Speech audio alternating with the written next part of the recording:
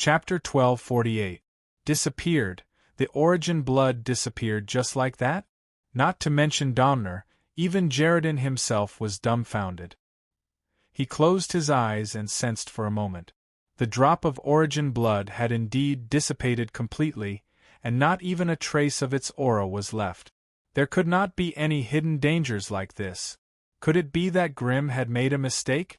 With all sorts of strange thoughts in mind, Jaredin, who had been extremely vigilant, suddenly felt a little guilty.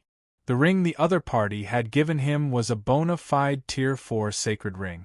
Moreover, it was completely compatible with his strength attribute.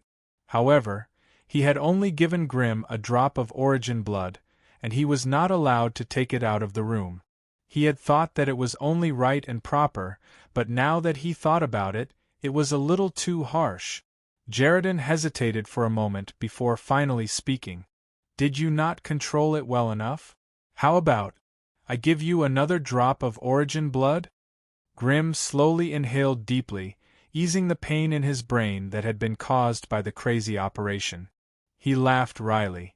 With different strength attributes, it's impossible to comprehend a second type of law. Forget it, it seems like this was just my wishful thinking. Even if you give me more origin blood, it'll be very difficult for me to comprehend anything from it. Seeing Grimm's vexed expression, Domner chuckled and interrupted. Grasping another type of law is of course a great thing, but you have to act within your own capabilities. If you don't have the corresponding elemental aptitude, it'll be very difficult for you to comprehend the true law of light even if you swallow Jaredin whole. If not, the Magus world would have long since fallen into a state of frenzied slaughter. I was too rash. Grimm rubbed his forehead, looking dejected. However, in the depths of his heart, Grimm was practically bursting with joy. In his mind, the AI chip's projection of the drop of origin blood was so vivid that it was almost tangible. It was sparkling and translucent, and its energy aura was almost identical to the one that had been destroyed. The AI chip even projected dense data and abnormally complex energy structure diagrams at the edge of the projection. However, what made Grimm smile was not this, but the last few words at the end of the projection. Replicable, replicable, replicable, replicable. The voice kept echoing in Grimm's mind, causing his entire head to buzz. After the AI chip had analyzed the origin blood, it had become replicable. What did this mean for Grimm? To be honest, even he himself did not know. However, this did not stop him from feeling that he had found a treasure. If this origin blood could be replicated on a large scale, then what would it become once it was gathered? A man of light made of pure energy or a brand new light elemental lifeform? Would the origin blood of a Tier 4 lifeform be useful to marry? For a moment, Grimm could not help but let his imagination run wild, and he even began to have all kinds of delusions. Your Excellency Grimm. Your Excellency Grimm. You haven't confirmed our deal yet, have you? Domner could not help but call out. Grimm shook his head and drove away the unrealistic thoughts in his mind. He then forced himself to focus and face the old fox in front of him seriously. 1,000 years of vicissitudes had tempered Domner's mind to the point that it was as firm as a rock. As the clone of a great wizard, his knowledge was even richer than all the elders of the association combined. The old are cunning and the old are slippery. Making a deal with such an opponent, it would be strange if they didn't get eaten up by him. Hence, Grimm could only force himself to focus and meticulously bargain with the head of the Magus Association. Lord Domner, it's impossible for you to take away the cultivation and cultivation techniques of the mutated mushrooms. This is a top-grade resource that I obtained after risking my life in another world, and I'm counting on it to accumulate some capital for my family. Hence, it's impossible for me to trade it away. We only sell the finished product, and not the seeds or techniques. Your Excellency Grimm, your words are too absolute. Although your mutated mushrooms are good, they are only a consumable type of Grade 4 Magus resource. The divine stone of luminous flame that you want is one of the best grade 4 items in terms of quality and quality. It's not an exaggeration to say that it's a grade 5 item. No matter how much you praise it, it's still a grade 4 item. Are you going to price it as a grade 5 item? Besides, although the divine stone of luminous flame is rare, it's not impossible to find it. If I'm willing to spend some time in the Outlands for a few decades, I believe I'll be able to find it. Then I'm afraid I'll have to disappoint you. A dual attribute treasure like the divine stone of luminous flame is a rare resource even in the Outlands. Even if it appears occasionally, it'll quickly fall into the hands of those great magi. For a grade 4 magus like you to compete with those great magi. Don't you think your thoughts are a little childish and laughable? No matter what you say, My Excellency, I won't trade the seeds and technique. However, as long as My Excellency agrees, I can prioritize supplying these mutated mushrooms to your organization.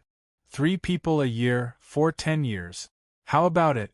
We still hope to have such resources in our hands. You're not willing to sell the seeds and techniques because you're worried that we'll monopolize the market. How about this? As long as you complete the trade, I guarantee that all the mutated mushrooms will only be circulated within the association and not sold outside. How about this? You should have nothing to say about this, right? Damn, this works? Grimm was tongue-tied by the other party's words, unable to retort. There was nothing he could do about it. The one who spoke first would always be at a disadvantage. Since the other party was determined to obtain the divine stone of luminous flame, he had the upper hand in this trade. Apart from passively accepting the blows, there was nothing he could do. In truth, if the other party had insisted on the previous conditions, Grimm would have been helpless and could only grit his teeth and accept it. Now that the other party had made such a concession, Grimm could only stop while he was ahead. He slapped Domner's palm to confirm the trade. After the slap, Domner grabbed at the air, and a strange stone burning with milky white flames suddenly appeared and slowly floated towards Grimm. Grimm raised his head and looked at the strange stone that was only the size of a fist, many emotions welling up in his heart.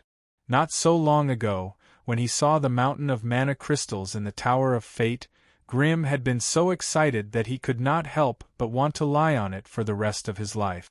But now, with just a touch of his upper lip, a huge mountain of mana crystals had been given away as a gift. The situation and the changes in the world were simply inconceivable, and even more so made one sigh in admiration. Although the divine stone in front of him was not large, it was so heavy that Grimm felt an unusual pressure. Since the other party had handed over the divine stone in advance, it meant that they were not afraid of Grimm going back on his word. Trying to go back on the Magus Association's debt? Such a person had not been born in the Magus world yet. Grimm did not reach out to receive the divine stone. Instead, he took out the dripping blood spear and the ogre war hammer from his storage ring. The 2 heavy weapons landed on the ground, causing the ground protected by the spell formation to rumble. Since I'm here, I don't plan on taking these 2 pieces of trash back. My lord, just give me a price and convert them into mana crystals. Domner's eyes were so sharp that he was able to identify the attributes and peculiarities of the 2 weapons with just a glance. He smiled and said, "The forging level of this spear is too crude. Only the additional nomological attribute is worth looking at. As for this pair of warhammers, just as you said, they're a pair of pieces of trash. Apart from having some value extracted from the strange metals inside, they're not worth much by themselves." At this point, Domner raised his head and swept a glance at Grimm. "But since you've taken them out, I'll take them at the price of a grade 4 item. The warhammers are worth 1,500,000 mana crystals, and the spear is worth 2,300,000, for a total of 3,800,000 mana crystals. How about it?" Grimm was satisfied with the price, and hurriedly nodded in agreement. Seeing that Domnall had put away the 2 weapons, Grimm carefully placed the divine stone into his elder's ring of authority. My lord, you sold that ring for 5,000,000 mana crystals, and these 2 weapons for 3,800,000 mana crystals. You only need to take out another 1,200,000 mana crystals, as well as the seeds and cultivation methods, and our transaction will be complete. Your Magus Association should have a contact in the central continent, right? Send him to the Crimson family's encampment in the Alobes region. I'll immediately contact the family and have them hand these things over to you. In the meantime, I'll be disturbing you here. Domnor was obviously very satisfied with Grimm's tactfulness. Since it's rare for you to visit the association, why don't you take a look around the Overwatch Tower for the next few days? Our library, alchemy laboratory, and other facilities are the best in the entire Magus world. It'll definitely make your trip worthwhile, my lord. Also, a few of the association's elders seem to want to talk to you alone. Looks like you'll be busy in the coming days, my lord. Hearing the old Magus's sarcastic words, Grimm could only nod doubtfully and leave the secret room. After Grimm left, the old Magus Domnor's smile disappeared, and he could not help but twirl his beard as he pondered. After a while, he suddenly asked, "Tell me, what do you think of this, Grimm?" A deep, hoarse voice suddenly sounded in the empty secret room. Chapter 1249. Inside the secret chamber. A strange humanoid figure suddenly rose from the empty floor. As the yellow mist that covered the figure dissipated, a strange fellow who was even older than Domnor appeared. His face was so wrinkled that it was almost impossible to see his original appearance. His body was hunched, and he was leaning on a yellow staff that was a head taller than him. His hair was unkempt, and his eyes were completely white, with no pupils at all. He was wearing an old robe that had not been washed for many years. The wrinkles, stains, and grease had covered the robe's original color, making it impossible to tell the material of the robe at a glance. At first glance, he looked like a pitiful wandering sorcerer who couldn't be any more down and out. There was no way he could step foot into the elegant hall, let alone appear in the Overlook Tower, which represented the highest achievement of the Sorcerer Association.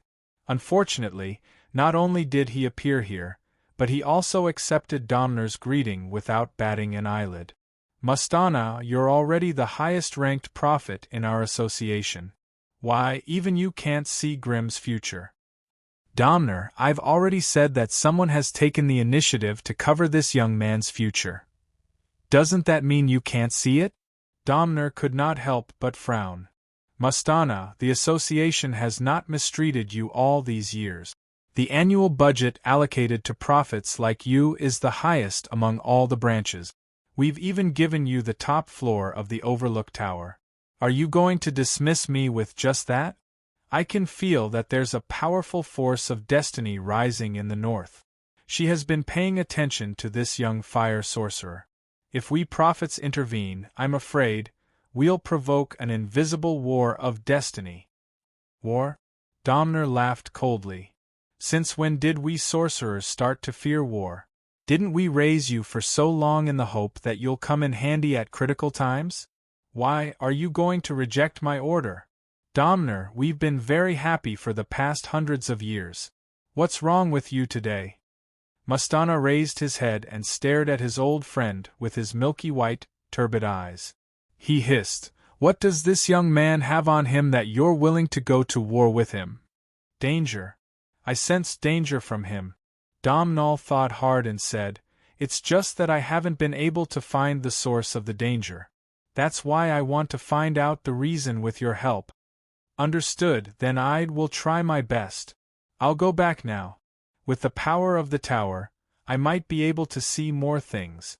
As soon as he finished speaking, Mastana tapped his staff on the ground, and his entire body disappeared in a cloud of pale yellow smoke.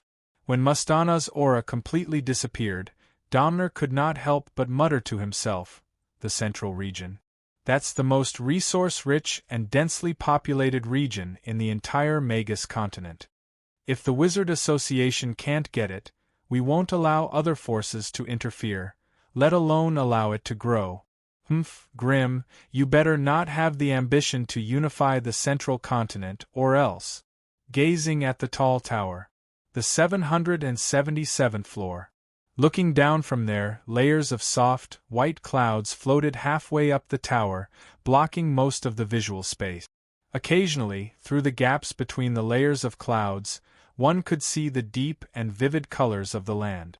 In the vast witchcraft palace, Mastana's hunched and small figure appeared as a cloud of yellow smoke dispersed.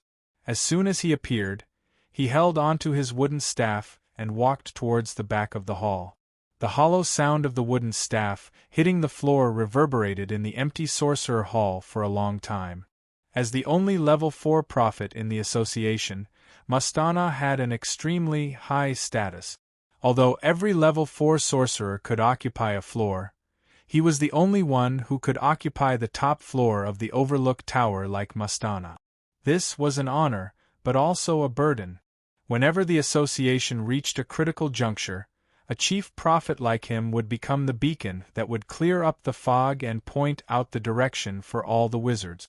However, only Mastana, who had learned the spell of destiny, knew how much power was needed to help the Sorcerer Association correct the course of such a huge ship and keep it sailing in the sunny sea.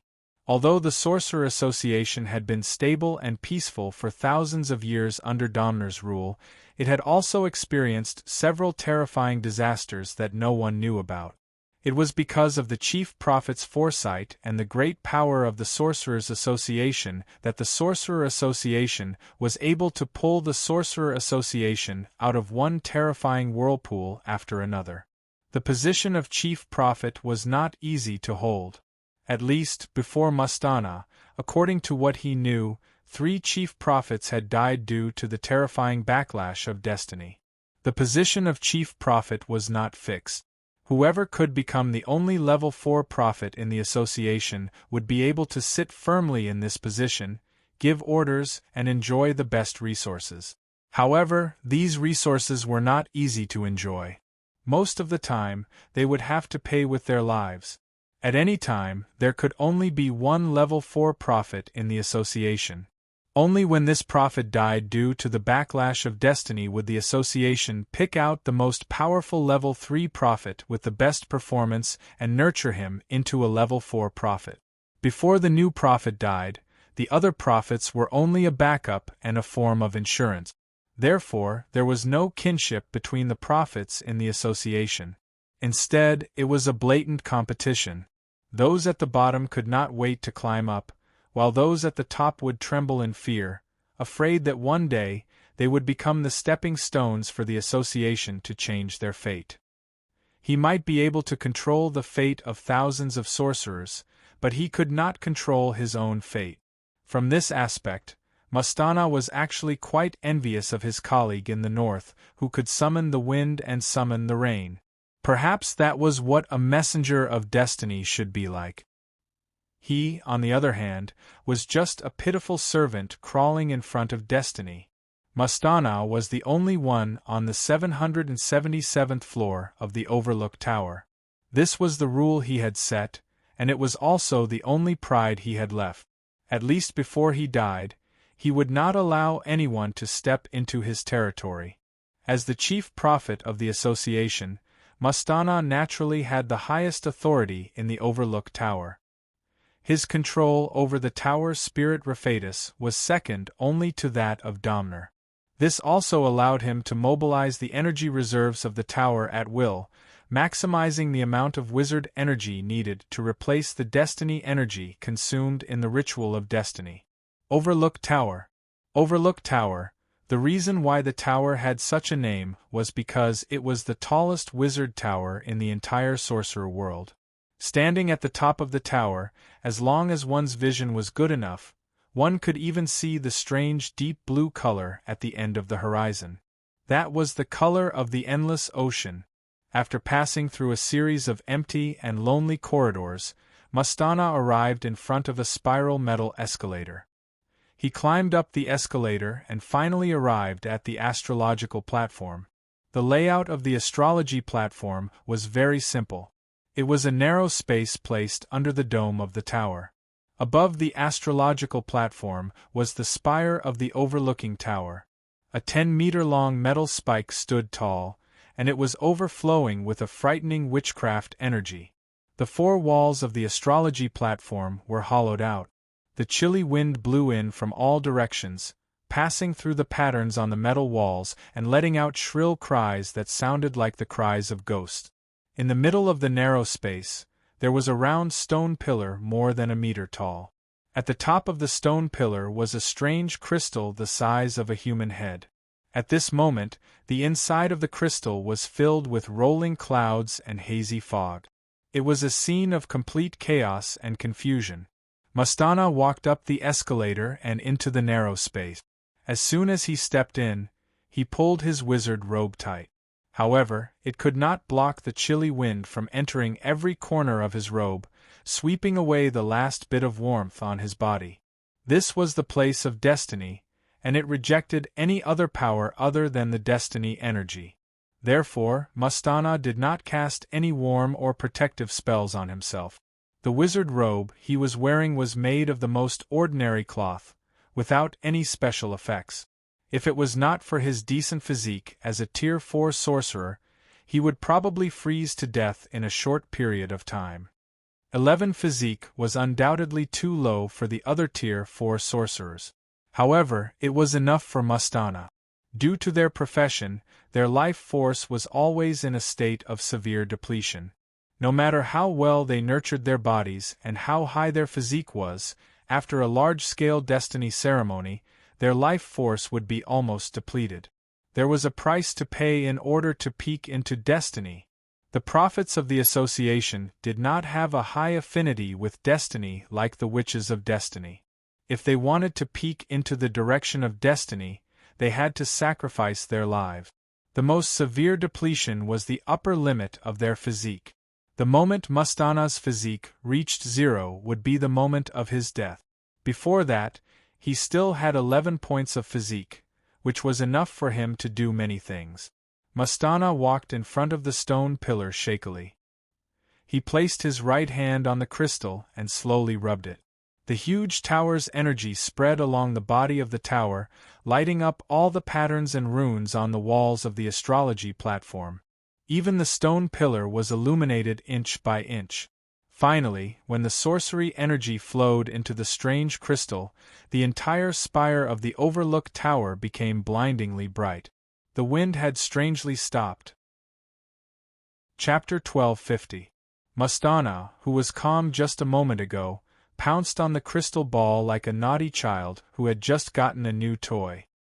His eyes were filled with thirst as he looked at the scene inside the crystal ball. He could not help but mumble, "Mine, mine. It's all mine. This is my world. All of you will never have any secrets in front of me. What should I do first? Oh yeah, I haven't seen my baby Anna for 7 days. Let's take a look at her first." As Mastana mumbled to himself in an almost insane manner, the scene in the crystal ball kept changing. Soon, it was fixed on a room that was filled with mist. In a huge, luxurious bath, a beautiful woman with a graceful figure was lying in it. She was gently splashing hot water on her body. The mist lingered around her, and it was a beautiful sight to behold. Beside her, there were a few young maids in light gauze. One of them was massaging her shoulders, one was applying balsam juice on her nails, and one was peeling grapes and feeding them to her carefully. The entire bathroom was filled with the scent of spring. Ha ha ha ha! Beauty Anna, you finally can't wait to take a bath after holding it in for so long. Wow, this figure, this skin, this waist. You're the most feminine out of all the level 4 witches. Just as Mastana was peeping at the graceful witch from the top of the overlook tower, Anna, who was bathing and having fun in the secret chamber, suddenly raised her head. The relaxed smile on her face suddenly turned into a sinister and vicious expression. She raised her hand abruptly, and thousands of sharp water arrows splashed out from the pool. In an instant, the magic eye that had suddenly appeared in the air was shattered into pieces. "Damn you, Mastana, you bastard! If you dare to peep at me again, I'll dig your eyes out and stomp on them like a ball." Looking at the top of the overlook tower, the scene in the crystal ball suddenly shook. A water arrow shot out from the crystal ball and instantly turned into a pool of hot water, drenching Mastana like a drowned rat. Mastana was not angry at being humiliated and played with by his enemy. Instead, he raised his arm and sniffed the fragrance in the water vapor. An extremely twisted and obscene smile appeared on his face. Even a beauty's bath is so fragrant. Anna, you will be mine sooner or later. I will definitely get all your secrets. Next time, I'll peep at you while you're going to the toilet and take a picture to force you to submit. That's right. Counting the days, it should be bedtime for that girl from the Silver Alliance. I'll take the opportunity to take a look. After saying that, Mastana once again pounced in front of the crystal ball and began to frantically search for the special mark that he had left in the River of Fate. The scenes in the crystal ball kept changing. It could be a tightly guarded secret chamber for witchcraft, or a huge ship that was bobbing up and down. The sorcerers in the crystal ball were either meditating, transcribing books, or concentrating on their witchcraft experiment. They were of different characters and locations, and their movements were relaxed and casual. It was obvious that they were unaware of Mastana's spying. Finally, following the guidance of a red ray, the scene in the crystal ball suddenly paused, revealing the residence of a magus that was filled with the aura of a female. In the middle of the crystal ball, a beautiful witch with a top-notch figure and appearance was undressing. She seemed to be preparing to go to bed to rest. Helena, I've peeped at so many witches in the past, but when it comes to the shape of the buttocks, you're still the prettiest. Mastana's entire body was almost lying on the crystal ball. He stuck out his long, scarlet tongue and licked the beautiful female buttocks that were magnified several times through the screen. Little darling, I'll definitely get my hands on you in the future. It seemed that Mastana's obscenity was too piercing. In the scene, the beautiful witch who had taken off half of her robes and had just walked to the bedside suddenly turned her head and looked around the residence in bewilderment. It was a pity that she was only a grade 2 witch. It was obvious that she could not discover Mastana's eye of magic as quickly as the grade 4 witch Anna could. The young witch hurriedly took out a talisman from her undergarments and held it tightly in her hand as she called out a strange and hard-to-pronounce name. A moment later, light and shadow flickered in the residence, and an old woman suddenly emerged from the void and stood beside the young witch. Lady Beatrice, that feeling is coming again. I'm so scared. Seeing the old woman, the young witch rushed to her and hugged her arm tightly. It's Mastana's stench again. Mastana, you've crossed the line. This is the territory of the Silver Alliance. If you dare to peep at my disciple again, I'll definitely go to the Overlook Tower and expose your evil deeds to the public. Bastard, get out of here! Following the old woman's angry roar, an invisible energy barrier enveloped the entire residence and blocked the prophecy crystal's long-distance peeping. From the Overlook Tower in the middle of the continent to the Sky Castle of the Silver Alliance, the shortest distance between the two places was 200,000 to 300,000 miles. However, Mastana was able to use the terrifying power of the prophecy crystal to project his power over in an instant. This also perfectly displayed the terrifying power of a high-ranking prophet. For high-ranking prophets, other than a few places that were protected by the power of destiny, the rest of the world was almost transparent to them. This won't do. Let me try again. Mastana had never seen such a strange thing before. He fiddled with the crystal of prophecy angrily again, and condensed another eye of magic. He then sent it through the river of destiny into the residence of the legendary fire wizard. The scene appeared again. The legendary fire wizard was still sitting in front of the wooden table, whispering something to the magic mirror. He seemed to be unaware of Mastana's test. It doesn't look like it was done by this wizard. Could it be that I made a mistake? Mastana started pushing the eye of magic with a face full of doubt. However, just like before, the scene inside the crystal ball shook violently before it could get close to the legendary fire wizard. A red light flashed, and everything disappeared. Bastard, bastard, bastard. This time, Mastana was 100% sure that it was not his mistake that led to the failure of his peeping. Instead, the legendary fire wizard had used some sort of method to destroy his eye of magic. Damn it, what could it be?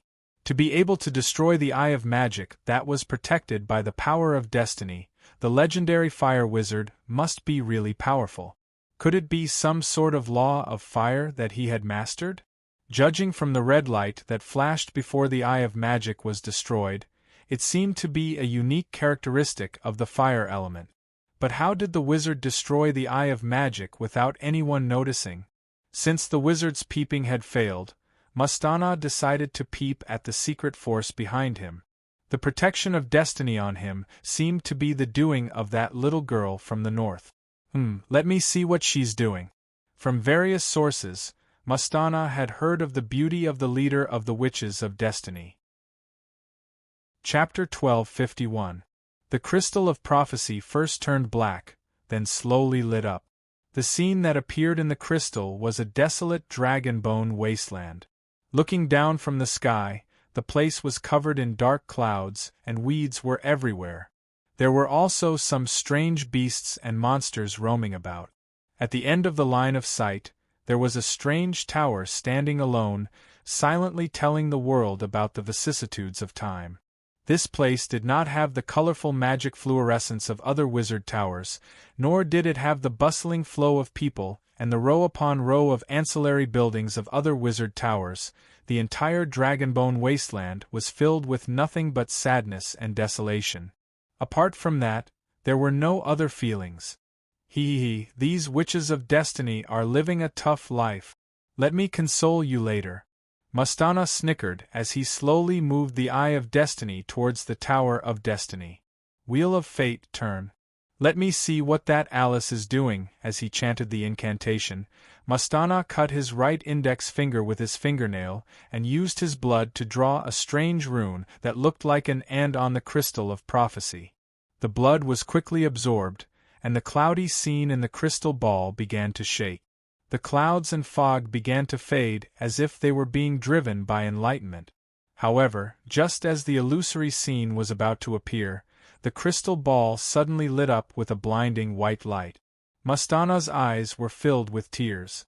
When he calmed down and wiped his tears, the crystal ball was once again filled with the fog of destiny.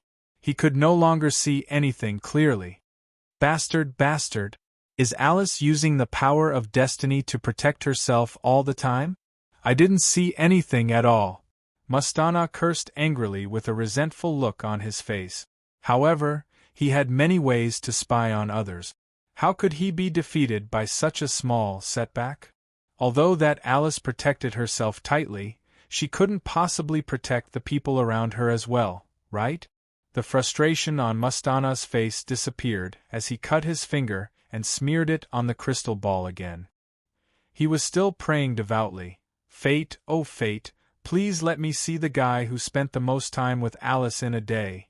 Looking at the top of the tower, energy was surging. The majestic power of destiny was lingering near the astrological platform, surging with the elemental energy in the surroundings, coupling with each other, presenting a colorful and gorgeous scene. Under the influence of the strange power of fate, the prophecy crystal dissipated, and the scene quickly changed. In the end, it fixed on a girl lying on a wooden table, studying divination seriously. This was a young girl with waist-length golden hair and a delicate and perfect face. At this moment, she was holding a small wooden hammer in one hand and pressing a tortoise shell in the other.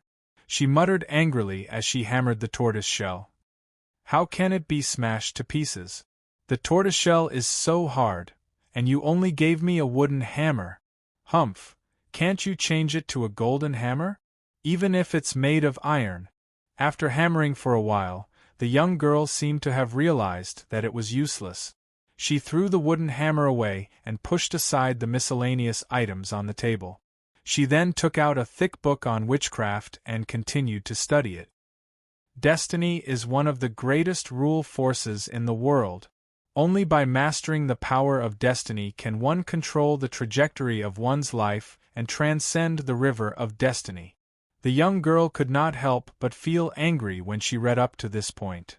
Transcend fate. What's the use of that? I can only look but not intervene. Once I intervene, I'll be devoured by destiny. Humph, what's the future of this profession? The young girl seemed to have no patience to study the understanding and feelings of the senior magi about the power of destiny. She pushed the book away and rolled around on the wooden table out of boredom. The power of destiny, the power of destiny. Alice always said that as long as I follow the guidance of destiny, I'll be favored by the power of destiny. But I can already control the power of destiny, but she doesn't teach me any of the witchcraft of destiny. Humph, how stingy!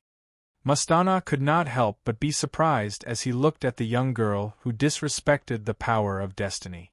For some reason, the moment Mastana saw her, he felt as though he had seen a torrent of destiny rushing towards him. It was different from the power of destiny in the Magus world, but it was indescribably similar. It was strange and mysterious, and it could not be explained or described with words. Destiny's child, there was no need to examine or appraise her. The moment Mastana saw the young girl, he was certain that she was the Dimension's child who had suddenly appeared 100 years ago and then disappeared without a trace. It seemed like Alice had always hidden her in the Tower of Destiny to avoid the disturbances and prying eyes of the outside world. Mastana had only heard of the name Destiny's Child from books, but he had no idea how powerful and magical they were. Hence, out of curiosity, Mastana activated the power of destiny and slowly pulled the camera towards the young girl. The young girl who was rolling around on the wooden table suddenly raised her head.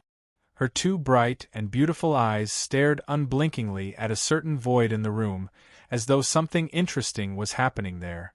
Mastana's perverted gaze met the young girl's through the crystal ball. Both of them looked at each other and observed each other, as though they were curious about each other. Could it be that the young girl could see the eye of magic? Mastana tried to move the eye of magic slowly in the void, and the young girl's little head moved along with it. Her gaze was fixed on the invisible position of the eye of magic. Damn it, she can really see it. Uncle, how did you get those strange eyes of yours? Can you teach me? After saying that, the young girl waved her hand and the eye of magic shook. The next moment, the scene in the crystal ball stabilized, and a huge face and a beautiful blinking eye appeared in front of Mastana. Somehow, the eye of magic that Mastana had condensed using the power of destiny had fallen into the hands of the young girl. She held it in front of her eyes and looked curiously into it. Bastard, that's my eye of magic! Mastana was shocked and furious. However, no matter how hard he tried to control the crystal ball, he could not take back the control of the eye of magic from the young girl. It was as though the power of destiny was no longer under Mastana's control. Instead, it had become her plaything. Mastana was instantly terrified. He was never afraid of going against destiny. He also had ways to deal with destiny's counterattack. But he had never heard of such an ability and method to seize another person's power of destiny and instantly assimilate it into one's own power. Damn it, damn it, damn it! The child of destiny is indeed a monster. The young girl who was so petite and adorable in his eyes just a moment ago had turned into a terrifying demon from the abyss world in the next moment. Mastana instantly cut off the connection between the prophecy crystal and the destiny in the distance. The clouds in the crystal ball surged, and it was once again shrouded by the thick fog of destiny. Humph, this is bad. With the help of the child of destiny, Alice will definitely be able to suppress me in terms of the power of destiny. It seems like I'll have to avoid provoking those fellows in the north for a period of time. Then, I'll encourage Domnall to deal with this. Mastana paced back and forth on the astrological platform in exasperation. However, just as he was gritting his teeth and thinking of all sorts of ways to deal with the detestable child of destiny, his body suddenly froze. He slowly turned around and raised his head, his eyes staring unblinkingly at an empty space not far away. There, after a strange disturbance of the power of destiny, a familiar eye of magic slowly condensed. After blinking a few times, it pointed straight at him. "Uncle, we meet again." After flexing his fingers, the astrological platform at the top of the overlook tower suddenly burst into a tragic scream. No, no, no, no, Overlook Tower, Level 216. In a spacious and brightly lit Magus residence. Grimm was leisurely sitting opposite a Magus, happily chatting with him. The one who came to visit him was also a fire Magus, Schreiber. He had been a Grade 4 Magus for more than 300 years. His purpose for coming here was simple and clear. He wanted to exchange some insights on the law of fire with Grimm. At the end of the day, he wanted to observe and comprehend the law of fire that the other party had mastered. Of course, the law of fire that every high-ranked elemental magus had mastered was their own secret. It was also their trump card, and it was impossible for them to reveal everything to an outsider. However, if they met a partner with similar or identical attributes, they could choose some things that were not too sensitive to them to discuss. It was also a shortcut to improve each other's skills. Schreiber seemed to be worried that Grimm would have some misgivings. After making his request, he instantly condensed 3 fire runes in the air. Every rune rotated slowly, releasing wisps of strange laws of power from within. "These are the 3 laws of fire that I have mastered: increased range of fire, frenzy of fire, and impact of fire. Flame amplification, able to increase the range of all offensive fire spells. Frenzy of fire allows the user to move faster while protected by flames. Impact of fire gives all offensive fire spells an additional resistance halo effect." After a brief introduction of the 3 types of flame runes, Schreiber looked at Grimm with a smile. Chapter 1252. Leyland had only grasped 3 laws of fire? Such a thought was extremely childish and laughable. As a veteran magus who had advanced to rank 4 more than 300 years ago, Schreiber had grasped more than 3 laws of fire. Hence, the ones he took out this time were the ones that were not as sensitive. Grimm smiled as he listened to Schreiber's introduction, quietly sizing up the 3 flame runes floating in front of him. Without Schreiber's permission, he naturally could not extend his spiritual force into the runes to investigate their structure and how they worked. He could only vaguely feel the aura of the law. Although he had condensed flame runes countless times in the past, they were all low-grade runes. He used the twisted energy nodes to construct a small magic circuit to simulate a special flame effect. However, ever since he'd entered the level of the law of fire, Grimm's strength had gradually fallen behind. Everything he grasped was actually simulated by the AI chip through large amounts of data, and he was just using it as a controller mindlessly. His strength had always been built on the AI chip's powerful calculations and simulations, as well as the support of many powerful magic tools. His own comprehension of the power of laws was still a little weak. In truth, before Schreiber had taken out the runes, Grimm had not even realized that something as illusory as the law of fire could be materialized like this. Schreiber's small action was like a bolt from the blue, opening up a brand new path for Grimm to train in. As he pondered silently, Grimm quickly filtered through his mind, trying to choose a few suitable ones from the 7 laws of fire he grasped to trade. Fire range, power fire, fire penetration, fire invisibility, fire critical, fire vulnerability, fire tenacity, increased range had already overlapped with Schreiber's, so he naturally had to exclude them. Fire critical and fire invisibility were extremely useful to Grimm in battle, so he could not trade them either. However, the remaining ones were not that rare, and trading them would not affect Grimm in any way. Hence, Grimm quickly chose the 3 laws of fire he wanted to trade with. Grimm extended his right hand and waved it in the air. Fire energy imprinted one strange law rune after another in the air. The moment the law rune took shape, A mysterious flame immediately lingered over it and quietly burned in the air. These flames were not ordinary flames. They were completely golden in color and did not require the help of burning objects or air. Even in a vacuum with nothing, it could still burn calmly and gently. Their burning never radiates light or heat. It was like a beautiful and still portrait. If one did not see it with their own eyes, most people would not be able to detect its existence. What they ignited was the law of fire, and they also borrowed the power of the law, so their power was naturally thousands of times stronger than ordinary flames. The effects of the fire wizard's spells that were constructed with them were frighteningly terrifying. In fact, before Grimm extended his finger, he did not even have the slightest trace of these law runes in his mind. However, when his mind was immersed in the corresponding law of fire, a strange law power surged in his sea of consciousness. Therefore, he wasn't drawing any nomological runes at all. Instead, he was drawing his own true understanding of the fire nomological laws. His strong spiritual consciousness flowed and turned freely in the air along with the flame energy, inadvertently materializing the various laws of fire into strange runes of strange shapes. When he put down his arm and turned to look at the 3 strange law runes quietly floating in front of him, a strange feeling welled up in his heart. The previously blurry and unfamiliar law of fire suddenly became concrete and clear.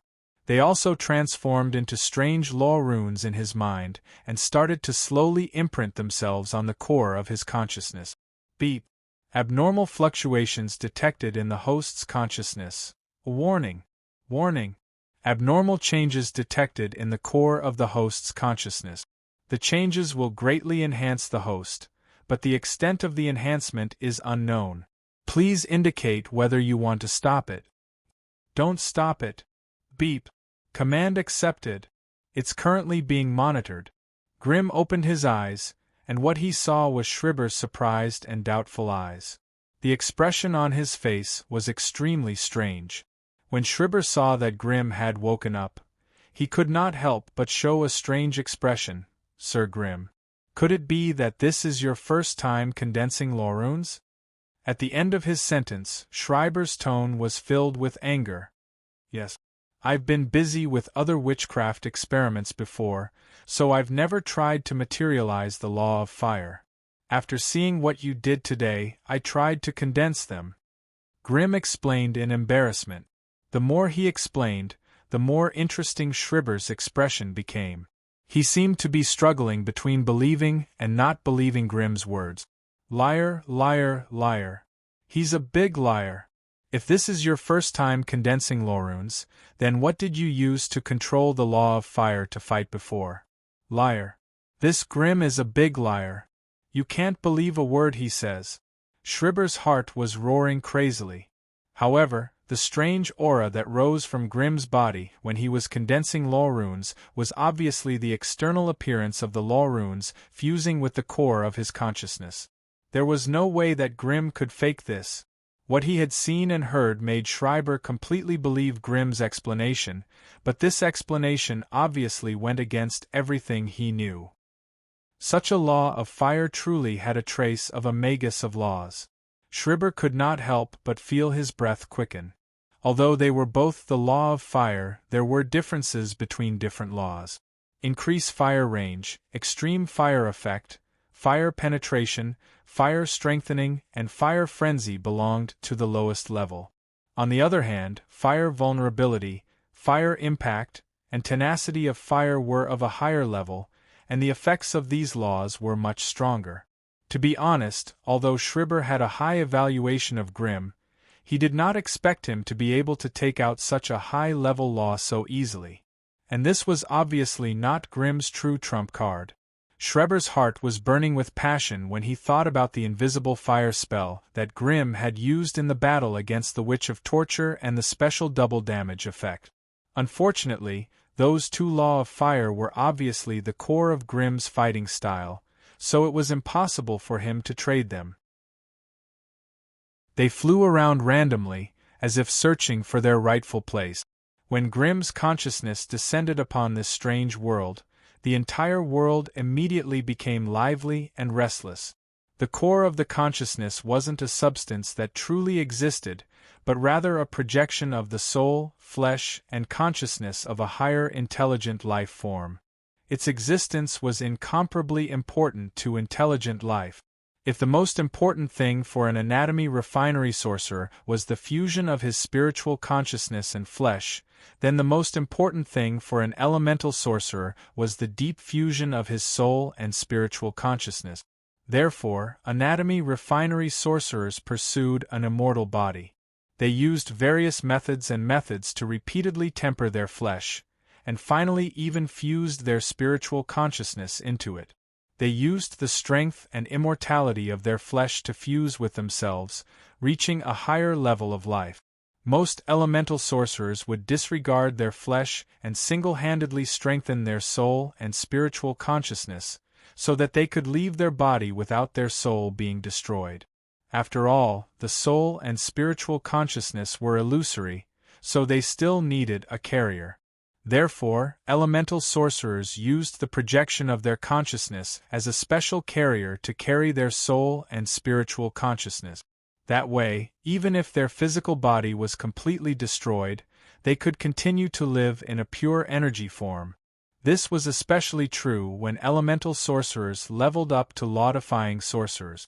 What they entrusted their soul and spiritual consciousness to was no longer their illusory core of consciousness, but the laws of the plane that they controlled. They disassembled their own consciousness into countless fragments of consciousness and embedded them into the laws of the plane world. That way, as long as the law system existed, their souls would truly be immortal. Even if their flesh was completely destroyed by the enemy and all their descendants were killed, as long as the plane law was still operating, they would one day regain their consciousness along with the fusion of the fragments of consciousness. Take Alice as an example. The first Witch of Destiny had left the sorcerer's world for tens of thousands of years, but her power still continued to influence the sorcerer's world's world will. Even if there were nearly 1,000 years of severed inheritance in between, as long as the plane law system did not collapse, then the fragments of consciousness left by the first Witch of Destiny, Medusa, would spread and circulate in the entire world along with the operation of the plane law. When these fragments of consciousness fused to a certain extent, they would conform to a certain plane law, and a new round of Battle of Destiny would immediately appear. All the little fellows who had unconsciously fused with Medusa's fragments of consciousness would become her consciousness carriers. Under the guidance of a strange power of destiny, they would gather together and frantically kill and devour. In the end, a complete new Medusa was born. From the moment this new Medusa was born, her body carried the power of destiny accumulated by the Witch of Destiny for nearly 1,000 years. When she advanced to rank 5 and stepped out of the sorcerer's world, it was the moment when the new Medusa and the old Medusa chose to fuse. Relying on this method of continuous accumulation and fusion, even if Medusa had left the sorcerer's world for tens of thousands of years, she still continued to absorb the power of destiny from here. A little insect that was chased out of the plane was still continuously sucking its blood. This was obviously something the world will would not allow. Thus, after going through several reincarnations, the world will finally retaliated. His counterattack was to borrow Alice's hand to cut off Medusa's continuous reincarnation of the struggle for destiny, and then cleanse the law of destiny, clearing away the unreasonable parts that could bring harm to the sorcerer world. However, the world will did not have limbs, and naturally could not complete this task by itself. Thus, it chose to protect Alice and Grimm, who had always been opposing the Medusa, and used their hands to complete this grand and vast task. If Grimm was said to be ignorant of this before, now that he had advanced to rank 4, his connection with the world will was getting closer and closer, and he had a deeper understanding of this historical mission that had been imposed on him. Especially now, when Grimm's mind was completely immersed in this sea of consciousness, he could even clearly feel the joy, anger, anxiety, and anticipation of the world will. After all, The sorcerer's world was too big, and the plane's consciousness that it had condensed could not be as sensitive and swift as ordinary intelligent beings. Most of the time, it was like a giant baby with a bad temper, only relying on instinct to express its joy and anger, unable to express more intuitive feelings and emotions. However, in the subconscious of the sorcerer's world's consciousness, Grimm was clearly classified as one of their own. This was especially evident during Grimm's advancement and improvement. After Grimm's consciousness returned to the core, the consciousness projection space immediately gained a soul. The violent sea of fire set off wave after wave of tyrannical and crazy flame waves, and the entire space began to burn, making the final preparations for the upcoming soul transition. Grimm's consciousness appeared above the crimson crystal. He looked at the clamorous world of flames and began to condense the other law runes without hesitation. Fire range, power fire, fire penetration, fire invisibility, fire impact, fire critical strike, fire vulnerability, fire endurance. 8 strange runes condensed with refined laws of fire revolved around the crimson crystal, colliding with it from time to time, creating dazzling sparks. Their unconscious actions caused the core of consciousness to tremble slightly, and even the fiery world began to tremble uneasily. If the law runes were allowed to collide with the core of the consciousness, it would cause the space of consciousness to tremble. No matter how talented Grimm was, he would not be able to avoid the pain of the turbulence in his consciousness. Seeing this, Grimm naturally did not ignore it. He began to extend his consciousness tentacles in an attempt to draw the law runes into the core of the consciousness. However, it was a pity that there seemed to be a strong repulsive force between the law runes. It was extremely difficult for them to peacefully fuse with the core of the consciousness. Chip, what's going on?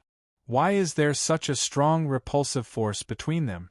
Aren't they the laws of fire I condensed? Grimm could not understand no matter how hard he thought about it. Host has missed the best time to fuse with the law runes. The best time. When is that? The moment Host comprehended the first law rune.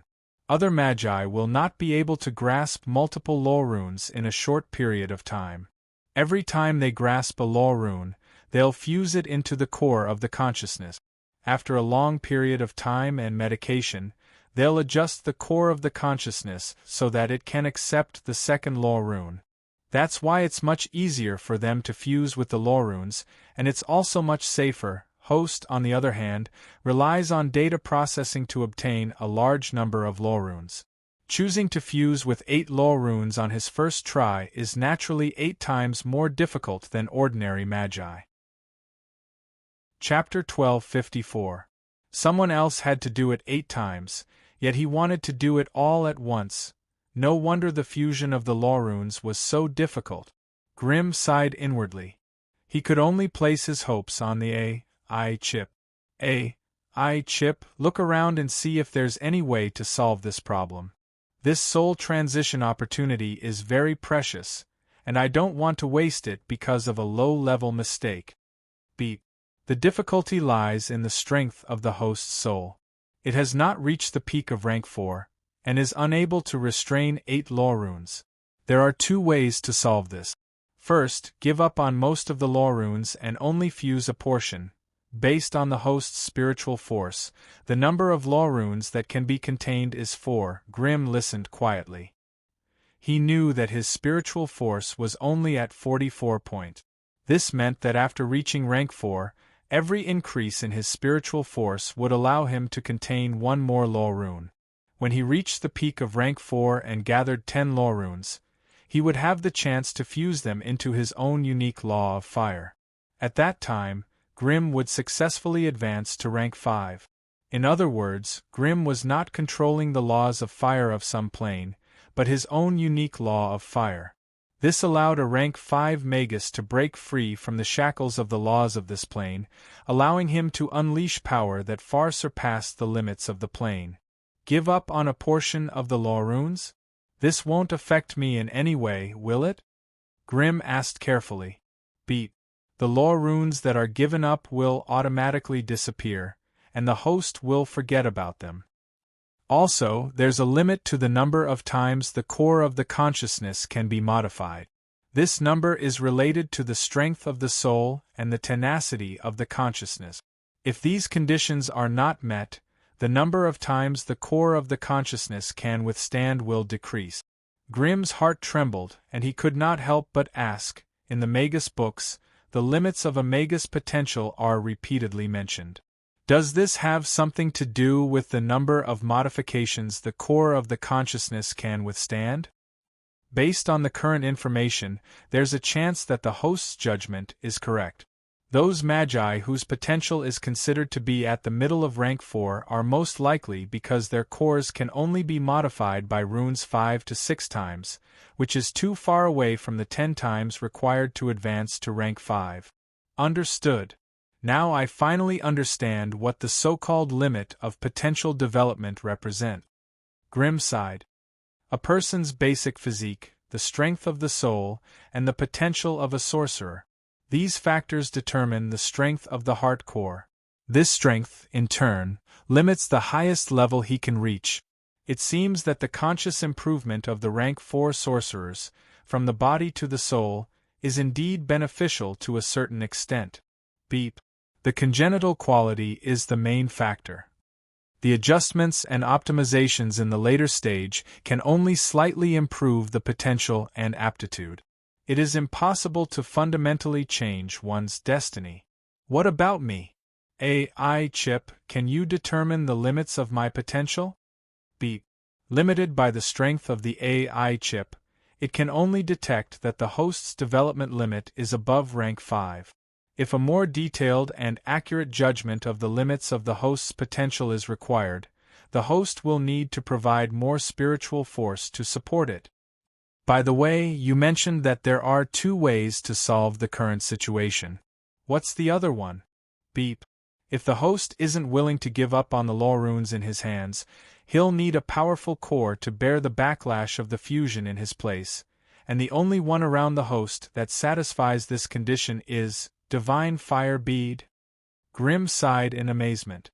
At the same time, he instantly understood the meaning of the AI chip's prompt. The amount of time he had spent advancing was still too short. 80 years of accumulation and tempering was long enough for a regular human, but it was still too short for a grade 4 magus whose lifespan had already reached 1,000 years. Grimm had used 80 years to surpass the 500 or 600 years of accumulation of others. Now, however, his own spiritual force had become his shortcoming, dragging down his overall progress. This was something that could not be rushed. Since his spiritual force was not enough to support the fusion of the 8 law runes, he would use the Divine Fire Bead to replace himself. A rank 5 Divine Fire Bead was more than enough to replace a mid-grade 4 Fire Magus like himself. With 2 different choices in front of him, Grimm could not help but hesitate. One was to do it himself, giving up on the other 4 law runes and only fuse with the 4 he had chosen. The other was to use the Divine Fire Bead to replace himself and fuse all 8 law runes. AI chip, which of these 2 options is better? Beep. In terms of future development potential, I suggest the host choose the first option, give up on the 4 laws of fire? You said that once I give up on them, I'll forget them forever. That's 4 laws of fire we're talking about. It's already so difficult for regular magi to obtain even one, yet you want me to give up on all 4. What's the reason? From the current information, the prerequisite for advancing to rank 5 is to grasp a sufficient number of laws of the plane and fuse them into your own unique power of law. In this process, the basic law of fire chosen by the host will determine the power of the fused flames. Grimm sucked in a breath of cold air. You mean to say that the laws of fire cannot be fused casually, and that I have to tailor them to prepare for my future advancement, only choosing the ones that are suitable for me? Yes. The reliability of this conjecture is very high. The flames of law that the host may produce in the future are directly related to the laws of fire you choose to fuse with. If there is a conflict between the laws of fire you choose to fuse with, it will definitely weaken the power of the flames of law in the future. Hearing the AI chip's conjecture, Grimm instantly understood why the three great Magus organizations were always stronger than the scattered forces. The most fundamental reason was probably the accumulation and inheritance of legacies. For a rank 4 Magus like Grimm, if he were born in one of the three great Magus organizations, the moment he advanced, he would probably receive the resources and guidance of the organization. It was simply impossible for Grimm to make such a low-level mistake, where he had already grasped 7 laws of fire but had never tried to fuse them with the core of his consciousness. Only in a chaotic place like the central continent, like the Forest of Towers, where high-level knowledge and advanced spellcasting techniques were monopolized by the major families, normal wizards had no guidance when they leveled up. It was like a blind man riding a blind horse, relying purely on luck and resources to force their way through. Even Grimm, who lacked the necessary guidance, had made such an inconceivably expensive joke. AI chip, how should I choose between these 8 laws of fire? Don't you have a plan? Beep.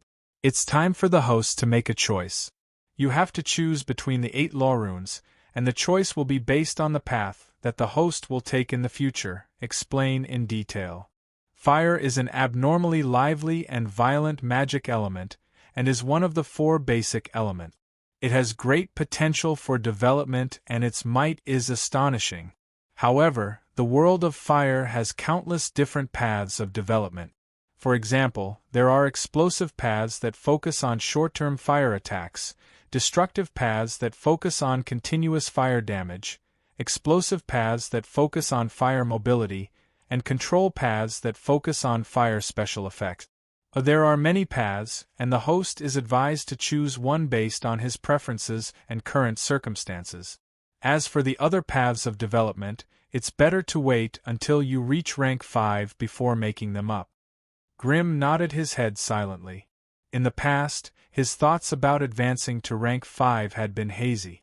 However, after listening to the AI chip's explanation, he had an idea, and the path he should take was clear at a glance. Of the 8 laws of fire that he currently grasped, amplify flame, strengthen flame and penetrate flame were basic laws of fire that were suitable for any type of fire. Flame invisibility and flame impact were fire special effects that focused on damage control. Fire vulnerability and flame critical strike were explosive types that dealt a large amount of damage in a short period of time, while tenacity of fire was obviously destructive. From the high-grade laws of fire that he currently grasped, regardless of whether he walked the path of damage control or explosive attacks, he had a good foundation for development. As for how he would choose, it would depend on his preferences. Damage control. Explosive damage. Grimm closed his eyes and pondered silently. In fact, Grimm was the only one who could enjoy this kind of trouble. Other rank 4 elemental magi would be overjoyed to be able to comprehend a single elemental law. How could they be picky like him, thinking about the direction he would take after advancing to rank 5? Other elemental magi would naturally fuse with whatever they comprehended. No one had the foresight and vision to consider the future. As for what they would obtain after advancing to rank 5, that was naturally up to fate. This was also the main reason why Magi did everything they could to curry favor with the plane's consciousness. If the plane's consciousness protected you, it would naturally give you a rather decent law ability. If the plane's consciousness hated you, the law ability it gave back would naturally be trash. As a member of a plane, any individual would inevitably be dominated and controlled by the plane's consciousness. The only difference was the degree of control. In future high-grade battles, if Grimm still preferred to do it himself, then explosive attacks would be his only choice. However, if he did not want to take such a huge risk, controlling attacks would be his best choice. As for the real damage, it was best to leave it to the devil puppets who did not fear death. Although Grimm's combat strength would weaken in the short term due to the disappearance of several fire laws, in the long term, It would bring indescribable benefits to his development potential and his future path of fire. Furthermore, Grimm had the help of the AI chip and the Vulcan orb, a fire elemental treasure. It would be 100 times easier for him to comprehend a new law of fire compared to regular elemental magi. However, he had already made his choice on the path of the flame element. He could no longer recklessly develop it as he had before. It took Grimm 27 days to complete the fusion. Even with his 33-point vitality, when he first stepped out of the secret chamber, he still felt a strange feeling of weakness and dizziness. However, the sublimation of his soul after fusing with the law runes had allowed Grimm's consciousness to become unprecedentedly clear and powerful. The swelling feeling of power in the depths of his soul that he hadn't felt in a long time made him feel intoxicated. His spiritual force was still at 44 points, but the ability of his main body to control his body and consciousness had undergone an earth-shattering change. It was as if Grimm had stuffed the soul of a magus who comprehended laws into the body of an elemental magus. Although the body and consciousness were still the same, his main body's control over fire and understanding of the mysteries of fire had increased to a whole new level. However, the strength of Grimm's soul was still far from that of a true Grade 5 magus, but it was much stronger than that of a regular Grade 4 magus. These benefits could not be seen from the outside, but they would have a profound effect on Grimm's development. Grimm's spiritual force had undoubtedly weakened after a month of not moving, eating, or resting. However, his slightly pale, tough, and handsome face was filled with joy, and a dazzling red light that could captivate one's mind exploded in the depths of his black eyes. As soon as he stepped out of the secret chamber, the fireflies on the restriction outside attracted his attention. Spell information. Grimm hesitated for a moment, then slightly waved his hand, and a small crack appeared on the magic formation. The spell information that was randomly bumping into the restriction like headless flies swarmed in and flew in front of him. Grimm reached out his hand, and the spell information flew into his palm. It turned into an invisible stream of consciousness and fused into his mind. Immediately after, an unfamiliar mental language formed in his mind. Wizard Grimm, I'm quite interested in something in your hands. I'm looking forward to talking to you face to face. Wizard Grimm, I also have something that you might be interested in. How about we meet, Wizard Grimm? I'm Obiola. I'm eager to meet you. What's going on, Wizard Grimm? You'll definitely benefit from our meeting. You should reply to me. I'm about to go crazy.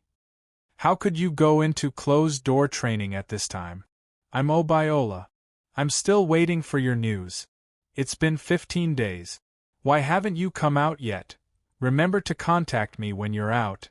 The string of spell information came from the magus called Obiola. From the content of the information, Grimm could feel the change from calmness to doubt, and then to anxiety. It seemed like Grimm's unexpected closed-door training had almost driven a rank 4 magus crazy. Obiola? Grimm frowned slightly. The AI chip had already projected the basic information of Magus Obiola into his mind. Elder of the Magus Association. Rank 4 Magus.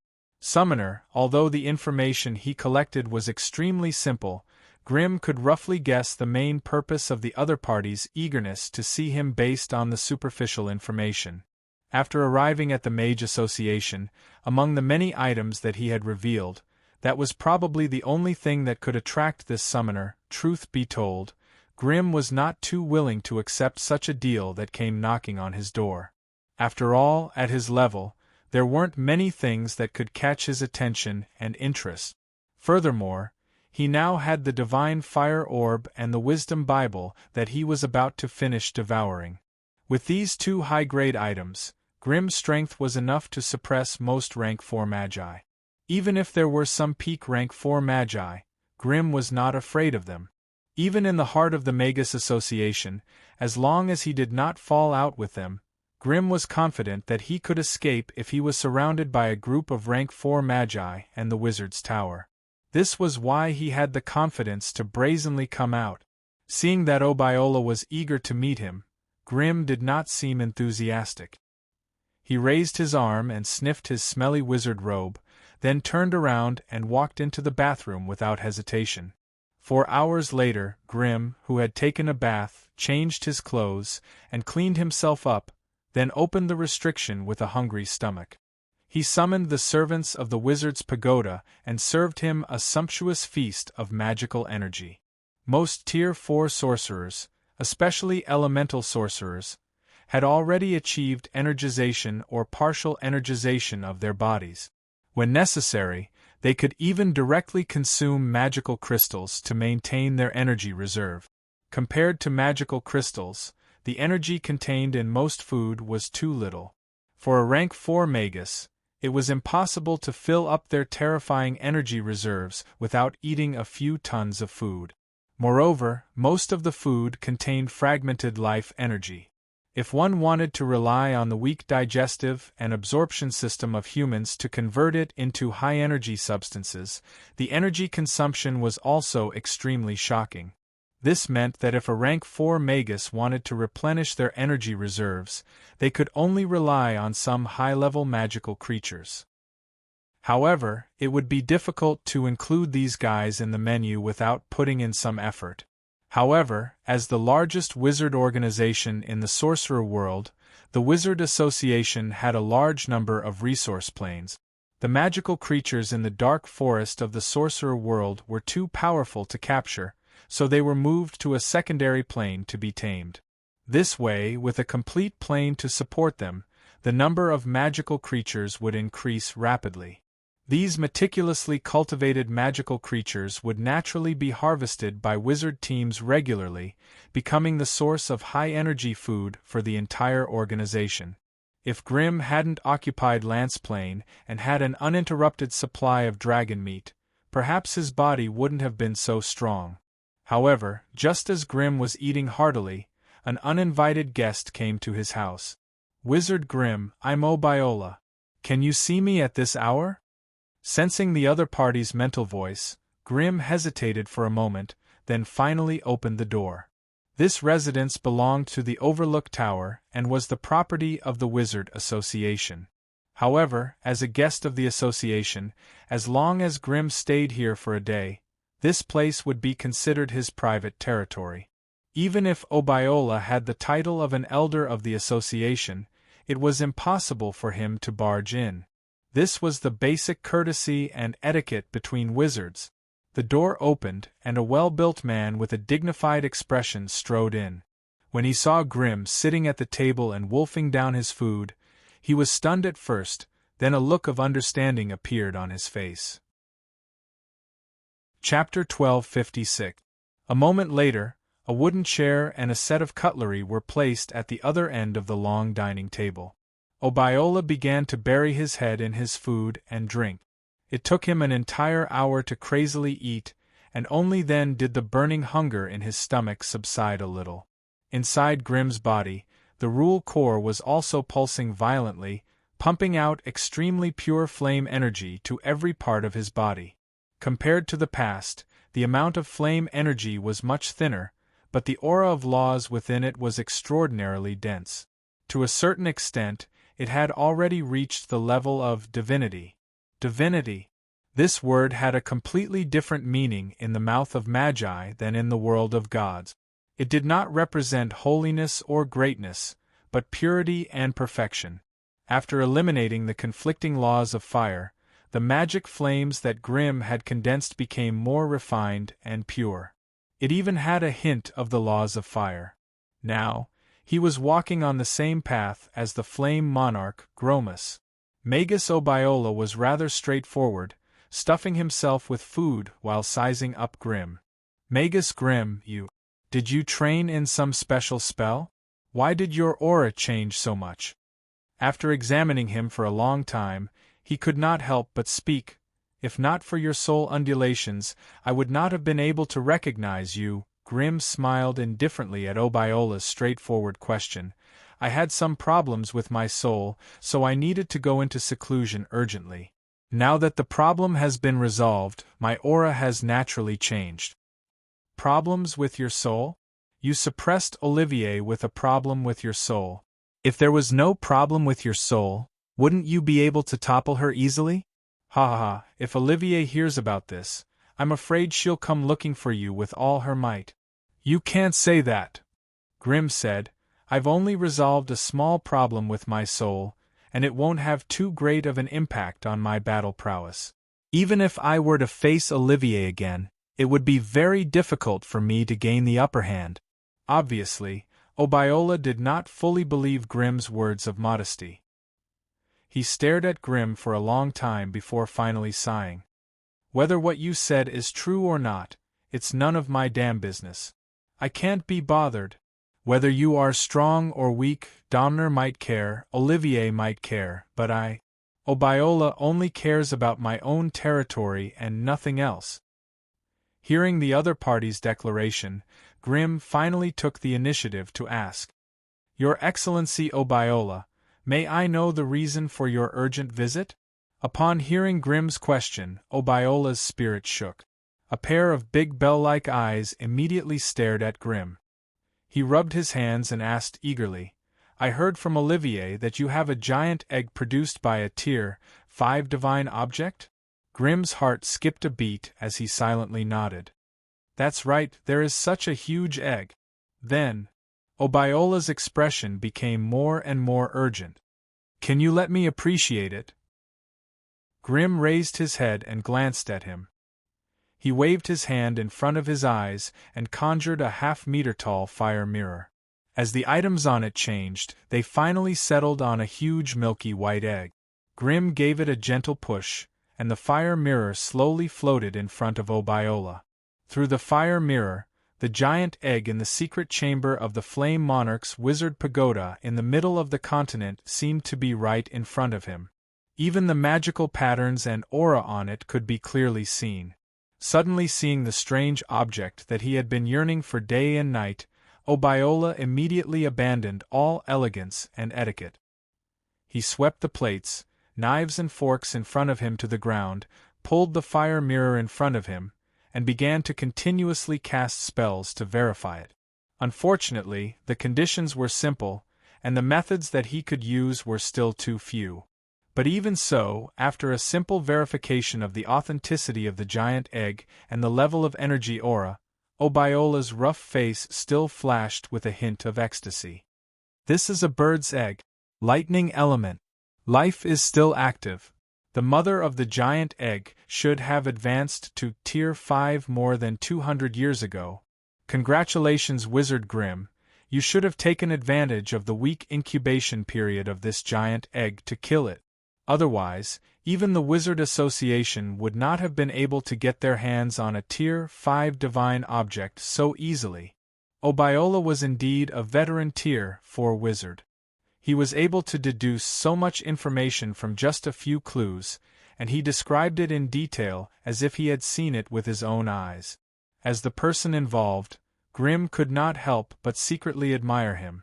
Speaking of which, Grimm could not have been more fortunate in this matter. The Heisen Plane was originally a secondary plane belonging to the Scattered Forest Pagoda Association.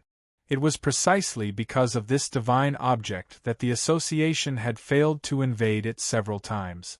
However, they never would have thought that the Tier 5 divine object that they could not take down would be so easily killed by Grimm's shadow fiend.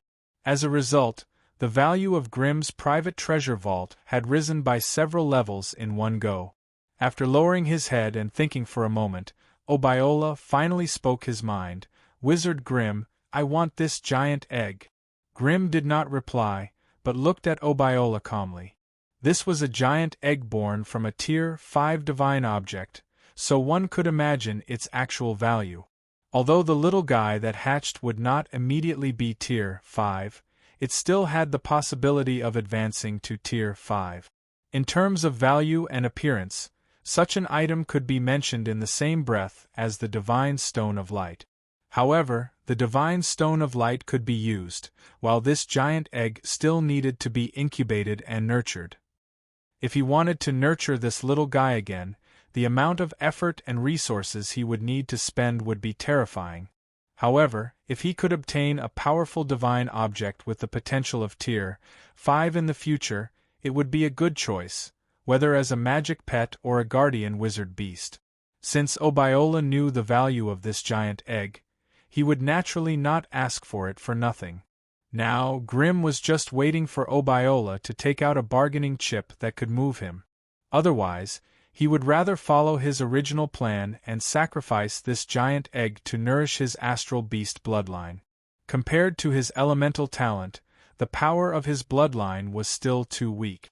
The main reason was that Grim had only obtained the bloodline for a short period of time, so he had not fully unearthed the power of the bloodline. Therefore, he often looked for some special high-energy substances to stimulate the growth of his bloodline, which could be regarded as a way to increase his future combat power. Wizard Grim, I solemnly recommend to you the undead spirit. With Obiola's drawn-out scream, a spirit body exuding a strong death aura emerged from the void.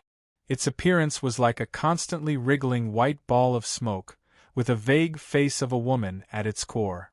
Ever since it appeared, the entire hall echoed with illusory wails and sorrowful cries. Even with Grim's stable mind, he could not help but feel his mind tremble when he heard this strange sound. This is a Tier 4 intermediate undead spirit. As long as you master its resentment core, you can make it obediently fight for you. So, are you satisfied with this recommendation, sir? Obiola looked at Grim fervently. Grim did not answer, only snapping his fingers. Immediately after, a strange, pitch-black metal devil silently drilled out from the shadow behind him. Such a huge and heavy body stood in such a narrow shadow, but it did not give off a strange and abrupt feeling. Instead, its sharp claws flashed with a dark luster, giving off a soul-stirring feeling. This was a strange creation that combined the characteristics of a shadow creature and a construct creature.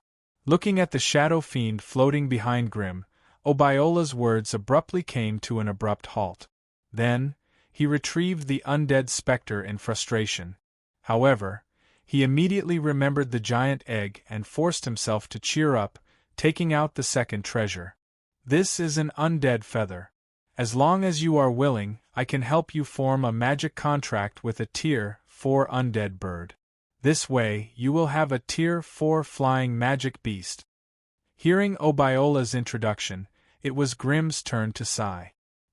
He tapped his forehead with his finger, and a special witchcraft contract emerged from it. The contract was written in ancient and mysterious dragon language, with the sole brand of Grim and Thunder Dragon arms left on it. Looking at the content of the contract, it was not a common partner contract, but a forced summoning contract known as a slave contract. Obiola once again came to an abrupt halt. His face turned pale, and his eyes were filled with shock and disbelief. This was a slave contract. Moreover, the target of his enslavement was a powerful Tier 4 dragon. At this moment, Obiola felt the world spin, as if a small world in his heart was collapsing. Bastard, bastard! This Grim is too much. I've taken out 2 precious treasures in a row, but I've failed miserably in front of him. This time, not to mention the others, even Obiola himself felt a little embarrassed. Ancient God's ruins. I have the coordinates of an ancient God's cemetery of death. How about it, are you interested? Ancient God's ruins, Grim muttered to himself, and the AI chip in his mind quickly projected some relevant information. The ancient God's ruins were not a product of the Magus world, but something from the world of gods. In order to avoid being hunted down by their enemies, some of the gods who had lost in the world of gods would push their divine kingdoms away from the plane and slip into the boundless depths of the Sea of Stars, drifting aimlessly there. Chapter 12:57. Gods were lofty and mighty beings. Compared to mortals, only their bodies were immortal and their souls were indestructible. They could be said to be super life forms that could live forever. However, the troubles and pain that gods had were 1,000,000 times greater than that of mortals. Just like how humans had friends and enemies, the high and mighty gods also had their enemies. And their enemy was naturally another terrifying god. Mortals who lost their battles would lose their homes, their loved ones, and they would die miserable deaths. But if gods lost their battles, their fates would be 1,000,000 times more miserable than humans. Those who could become gods had immortal bodies and indestructible souls. Once they fell into the hands of their enemies, they would be tortured for tens of thousands of years. Thus, in order to avoid this tragic fate, many gods would choose to destroy their own divine kingdoms when they faced an unavoidable defeat. Their bodies would collapse, and their divine souls would self-destruct. In short, they would never let a single bit of themselves fall into the hands of their enemies. However, those who were unwilling to fail would choose to exile themselves. Before they completely failed, they would push their divine kingdoms into the void turbulence to avoid being hunted down by their enemies. As for the believers left behind in the source plane, they had no choice but to abandon them, allowing their enemies to carry out a bloody massacre.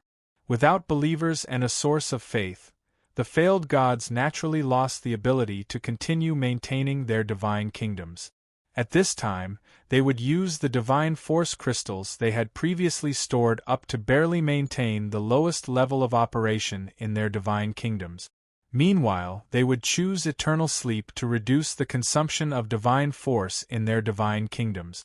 Thus, the divine kingdoms that had once been filled with believers and saints became deathly silent and lifeless. The divine kingdoms that used to be sacred and glorious became a lonely and desolate graveyard of the gods. Most of these gods who chose to exile themselves would have one of two outcomes. 1. The hidden believers they had left behind in the source plane would grow stronger and gather a group of devout believers, pulling back the divine kingdoms that had fallen into the depths of the void. 2. All the believers would be killed by their enemies, completely cutting off their source of faith. This way, when the divine force crystals in their divine kingdoms were completely used up, their divine kingdoms would collapse, and their divine bodies and divine souls would sink into eternal oblivion. For some of the once glorious and great gods, the amount of divine force crystals they had stored up in their divine kingdoms was enormous. This also meant that from their self-exile to the complete collapse of their divine kingdom, this process could be as long as tens of thousands of years. However, even if they chose to go into self-exile, it did not mean that they would be absolutely safe. A lone paradise floating in the middle of a space storm in the depths of the Sea of Stars was a delicious meal for the predators from other dimensions. Of course, it could also be a terrifying death trap. If the predators arrived at just the right time, when the power of the exiled god was at its weakest, they would naturally be able to seize enormous benefits and top-notch resources that were unimaginable to outsiders. A starving camel is still bigger than a horse. Even if the gods were in dire straits, they could still find a few powerful divine weapons after searching the entire divine kingdom. For most predators, obtaining one of these treasures was already worth the price of the ticket. However, if the predators were unlucky and the exiled gods still had some strength to spare, or if they ran into traps that were specifically designed to lure the champions of the other planes to their deaths, it would be hard to tell who would be the unlucky ones.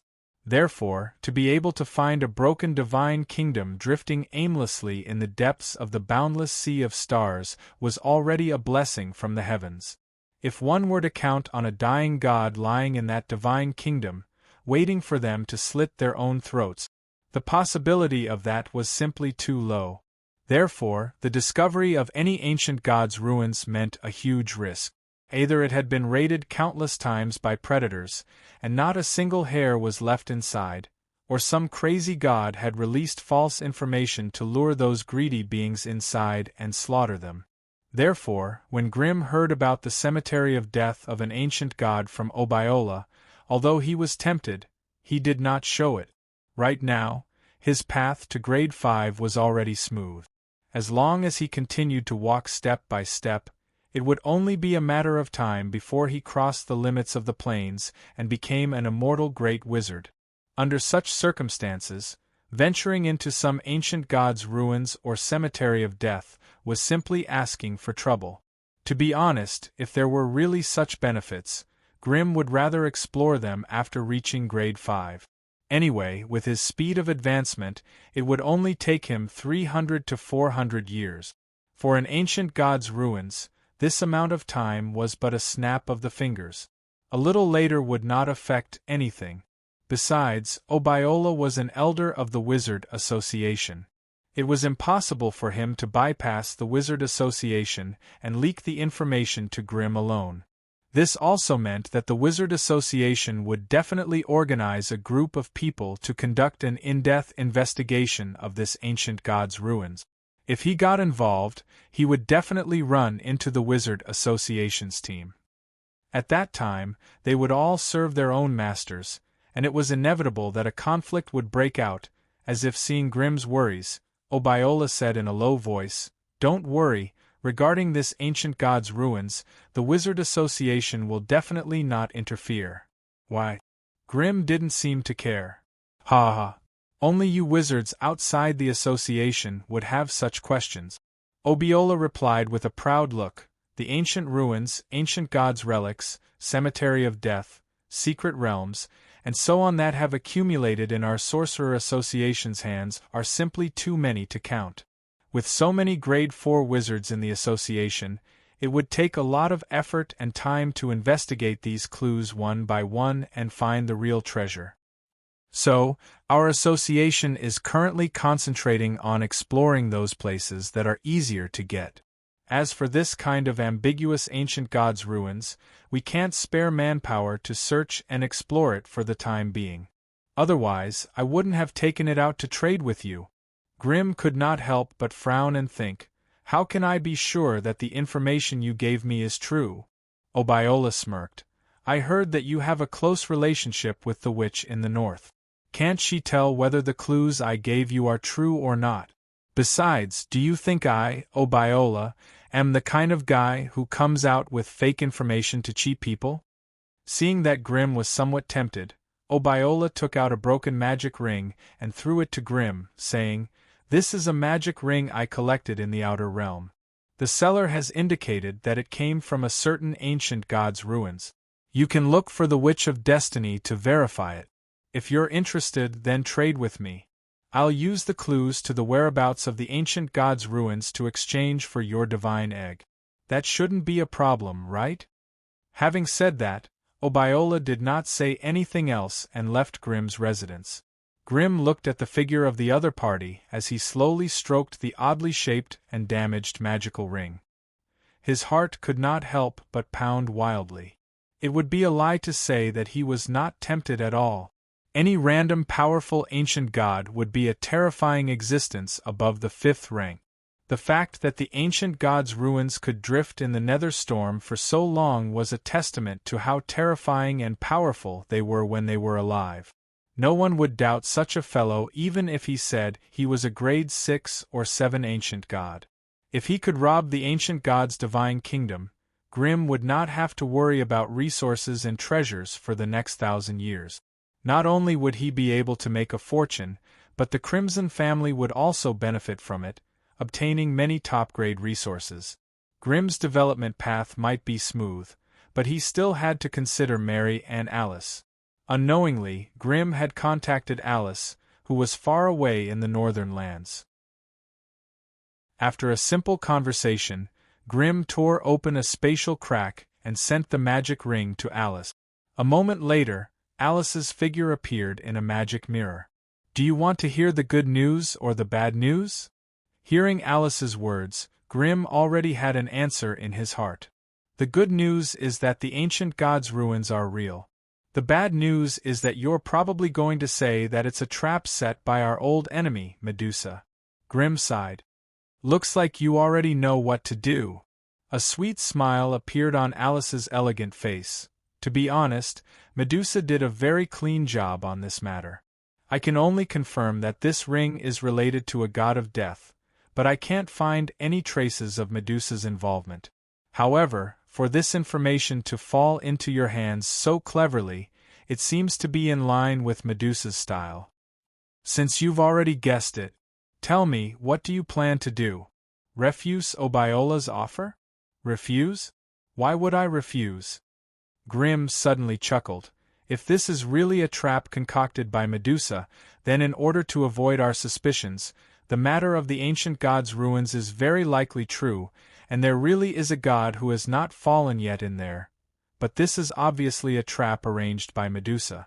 If we really follow the traces, I'm afraid we'll inevitably fall into a trap. What if we're not the ones going? Seeing that Alice's eyes were wide open in shock, Grimm leisurely smiled and said, I'm relieved that we've exchanged letters. You don't have to worry about the rest, I'll take care of it. Are you really going to make a deal with Obiola? Haha, how can I not agree to something that's meaningful to us?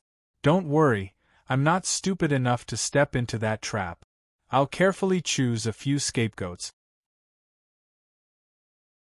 When he flipped the book open, the first thing he saw was a pale green wooden doll, and its body was covered with all kinds of strange magic patterns. Plague, poison, spirit, Remy. As the secret scroll of voodoo evolved into the Book of Darkness, Remy became a summoned creature in the book. Grimm could still summon it at any time to fight for him on the battlefield. Moreover, as Grimm and the Book of Darkness improved, Remy's tier had also risen to tier 4. After all, it was Grimm's soul equipment and was closely linked to his soul. There was no way it could exist independently in this world. Flipping to the second page, Grimm saw the old poisonous woman that Remy had turned into his slave. However, she was still at tier 3, and had not risen like Remy's. As he flipped through the pages, Grimm helplessly discovered that the Book of Filthy Darkness should be called the Book of Plagues. From start to finish, it was filled with all kinds of strange plague creatures that Remy had collected and created. As Grimm flipped through the pages, the AI chip's prompt sounded out. Book of Filthy Darkness, a Tier 5 wizard weapon. Recorded in it are the God of Wisdom's views on dimensions, space, knowledge, and power. It also contains a large system of plague creatures. It is estimated that it will give the main body +5 spirit, and increase the speed of comprehension and acceptance of knowledge. It will also give the main body additional professional knowledge, allowing the main body to break through the limits of elemental specialization and master other spells that are not higher than the main body's rank. This wizard weapon has a toxic halo, allowing the main body to master all poison element spells. Hiss. Grimm could not help but suck in a breath of cold air as he grabbed the Book of Filthy Darkness. Grimm had only been able to forcefully control the divine fire orb, and he had not been able to completely destroy the God of Fire's imprint within.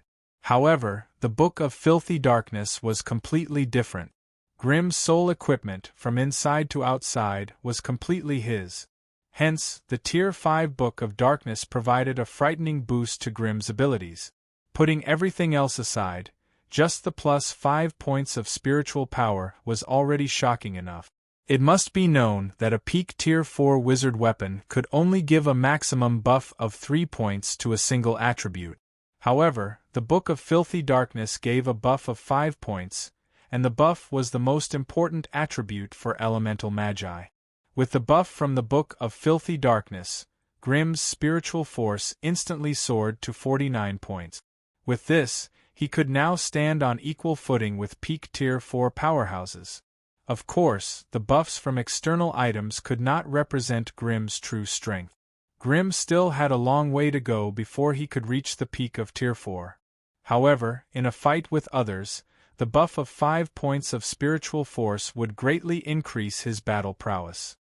At the very least, if that witch sadistic murder appeared before Grimm again, he could rely on his powerful individual strength to crush her.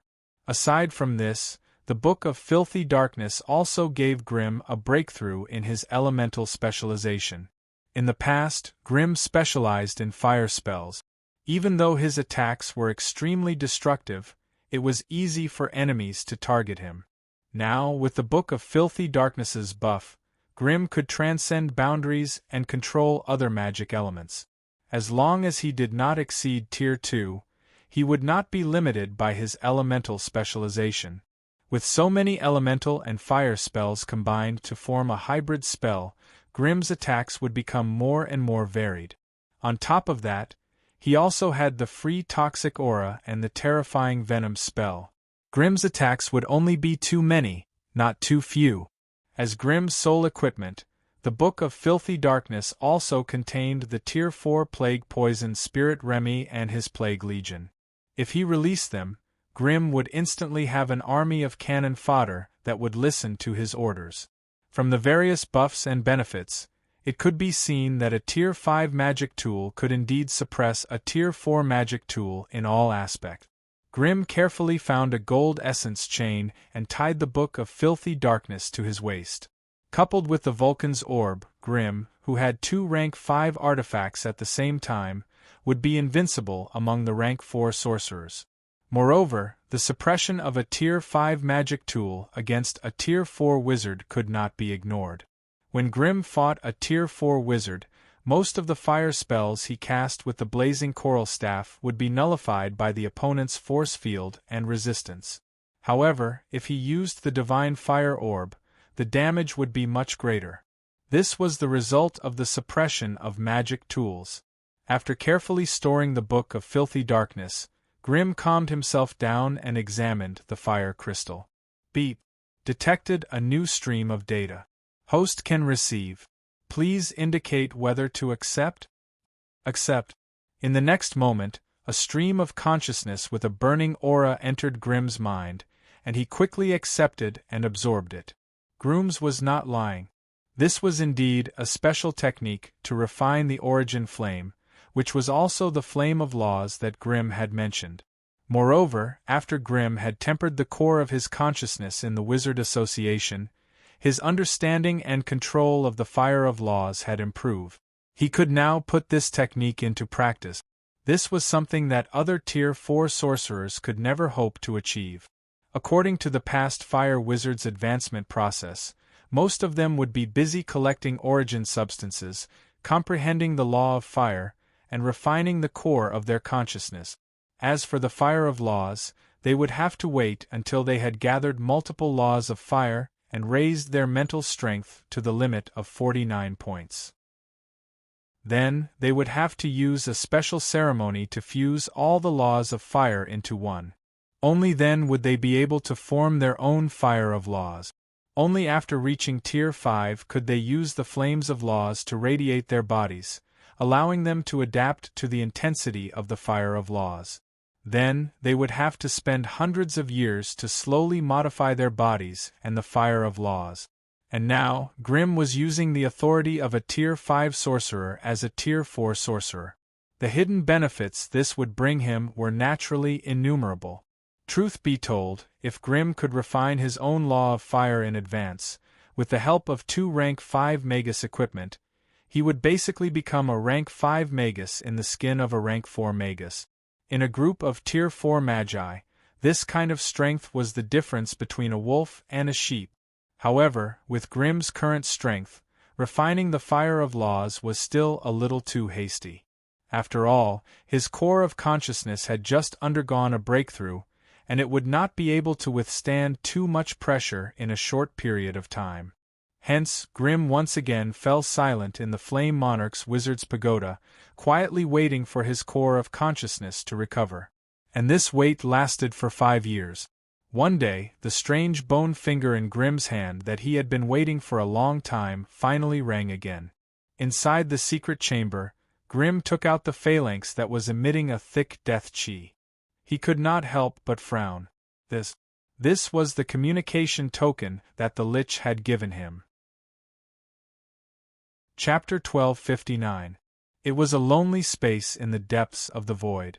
The dark and serene sea of stars flickered continuously in the horizon, and every beautiful and resplendent star represented a healthy and perfect plane world.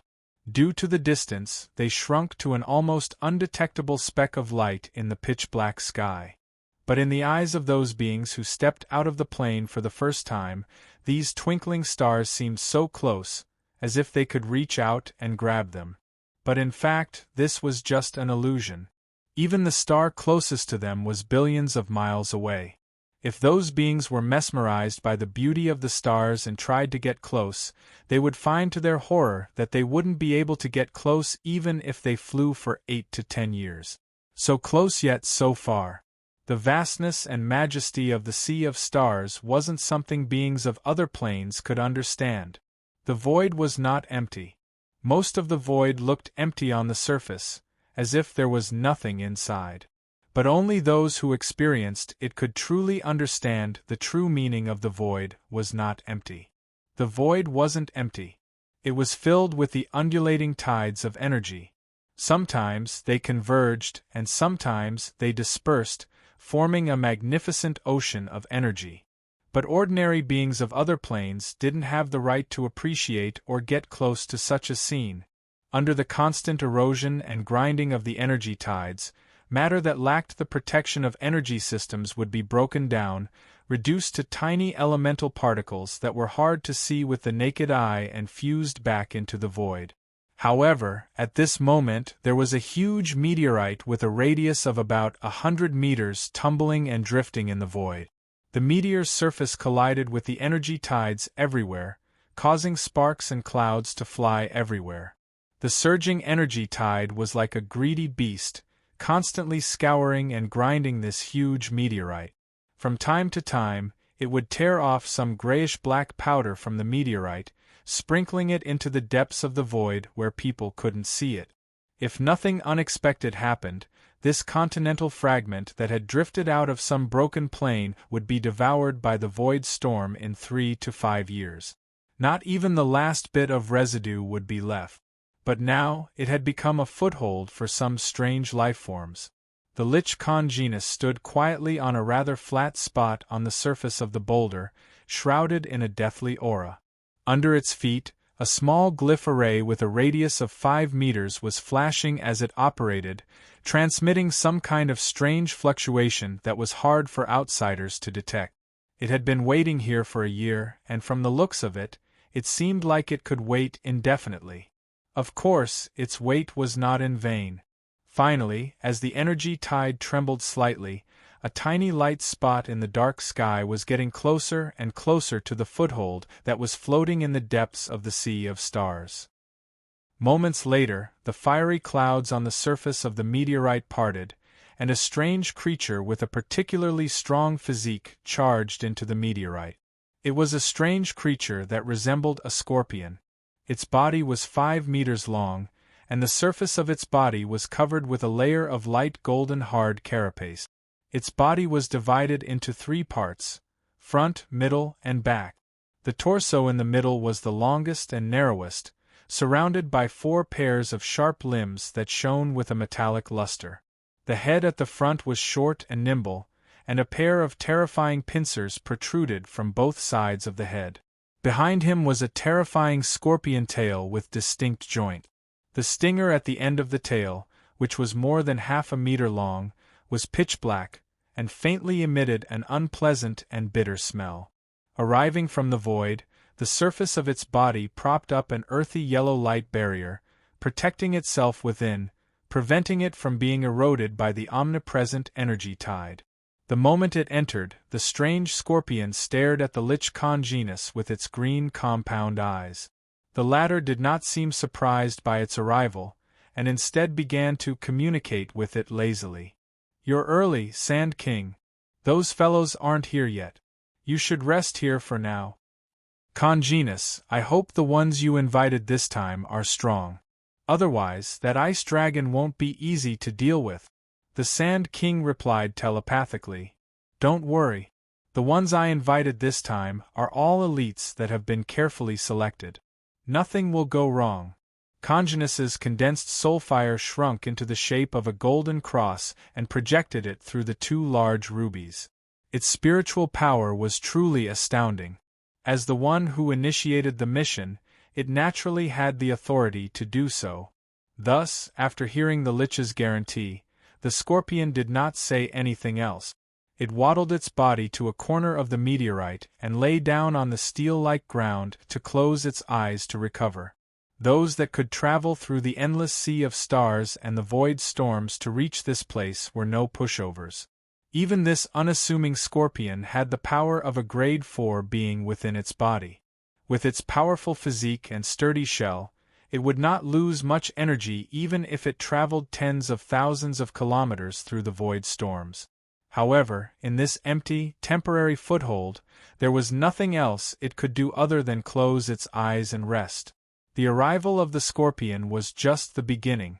In the next half a year, 2 more powerful existences came in one after another. After communicating with the Lich, they settled down to rest. Up until now, the small meteorite that was less than 100 meters wide had already accommodated 4 powerful existences from different planes. They each occupied a corner, waiting and communicating in silence, as if they didn't care about the passing of time. Finally, another 2 months passed, and no one else came. The unusual Scorpion Sand King, who had arrived the earliest, could no longer hold back. Ahem. Congenus, are the people you called coming or not? If no one comes, then we should discuss what to do next. Don't rush. That person will definitely come. Plus, his power will be of great help to our mission, so… Humph, how arrogant of him to make me wait for so long. I'll see which plane he comes from later. Look, he's here just as we're talking. As Congenus' shrill mental whisper echoed in the narrow space, a dazzling ball of fire ignited in the distance. With a deafening roar, the flame flickered as it rapidly approached. In the blink of an eye, the fire in the center of the meteorite soared into the sky. A strange humanoid figure that was only 2 meters tall appeared. A moment later, the fire dissipated, and the figure of the strange visitor was revealed. The last arrival was actually a human. The newcomer was wearing a set of strange black dragonskin soft armor and a dark cloak. The hood covered most of his face, revealing only a sharp white chin and 2 strands of dark red hair on his temples. He was only 2 meters tall, neither fat nor skinny. Such a height might be considered as a big guy among humans, but in this strange gathering, he became an out-and-out nobody. Even the Lich Congenus was 3 meters tall. The others were even bigger, their bodies imposing and intimidating. The human magus held a strange scarlet staff in his hand. There was an ordinary-looking magic orb embedded in the top of the staff. A thick book hung from his waist with a silver chain. The edges of the book were inlaid with gold and silver. It seemed like it could be used to smash people. The newcomer was young and handsome. However, everyone present was an old freak who had lived for centuries. Naturally, they would not judge him based on his appearance and think that he was a rookie magus. When Congenus saw the human magus, his scarlet soulfire circled around his body. When his gaze fell on the thick book beside him, his soul flame suddenly shrank, and his spiritual energy fluctuated a little. Is this the Book of Wisdom? But this aura doesn't seem right. Does this fire magus have a second powerful book-type support tool? The abilities and equipment of any individual were a part of their strength. They were secrets that outsiders could not afford to pry into. Even though Congenus had his suspicions, he could not probe further. All he could do was stand up and greet the newcomer nonchalantly. You're finally here. The young human magus was grim, who had rushed over from thousands of miles away after receiving the news. Of all the beings present, he only knew Congenus. He nodded with a smile. My realm is a little far from here, so it took me quite some time to get here. It's good that you're here, it's good that you're here. Time, in the eyes of us people, what is it? As he spoke politely, Congenus sensed the energy emanating from Grimm without batting an eyelid. It hasn't even been 100 years, and this fellow I didn't pay much attention to has already become a mid-grade 4 magus. Even someone as experienced and knowledgeable as the Lich could not help but be shocked by such a terrifying rate of growth. Seeing that the Lich who had always been cold and arrogant was so enthusiastic, the 3 of them could not help but look at each other. They all shifted their attention to the human wizard who had just arrived. Hey, late one. I'm the Sand King, What's your name? The hot-tempered Sand King could not help but speak first. Sand King was just a nickname for the Sand King. No one cared about its real name. Chapter 1260. You can call me Fireman, Grim said calmly as he glanced at the strangely shaped scorpion. In a team that was completely unfamiliar with each other, keeping a low profile might save him from some unnecessary trouble, but it would also lower his evaluation in the eyes of his other partners. Once a fellow was deemed as a weakling by the others, what awaited him would be a lot of hard work, and his own interests would be infringed upon. Those who could become friends with a lich were not good people. Of course, they would be bullied if they were weaker. This kind of thing could not be avoided no matter where they went. Therefore, although Grim was keeping a low profile, his attitude was unprecedentedly tough. Fireman? I've never heard of this name. Why, have you two heard of this name? The Sand King's last question was directed at the two big guys who were standing quietly by the side. To be honest, Grim had long been afraid of these two strange fellows. Judging from their appearance, the first one should be the famous Medusa. Medusas were creatures that only had females and no males.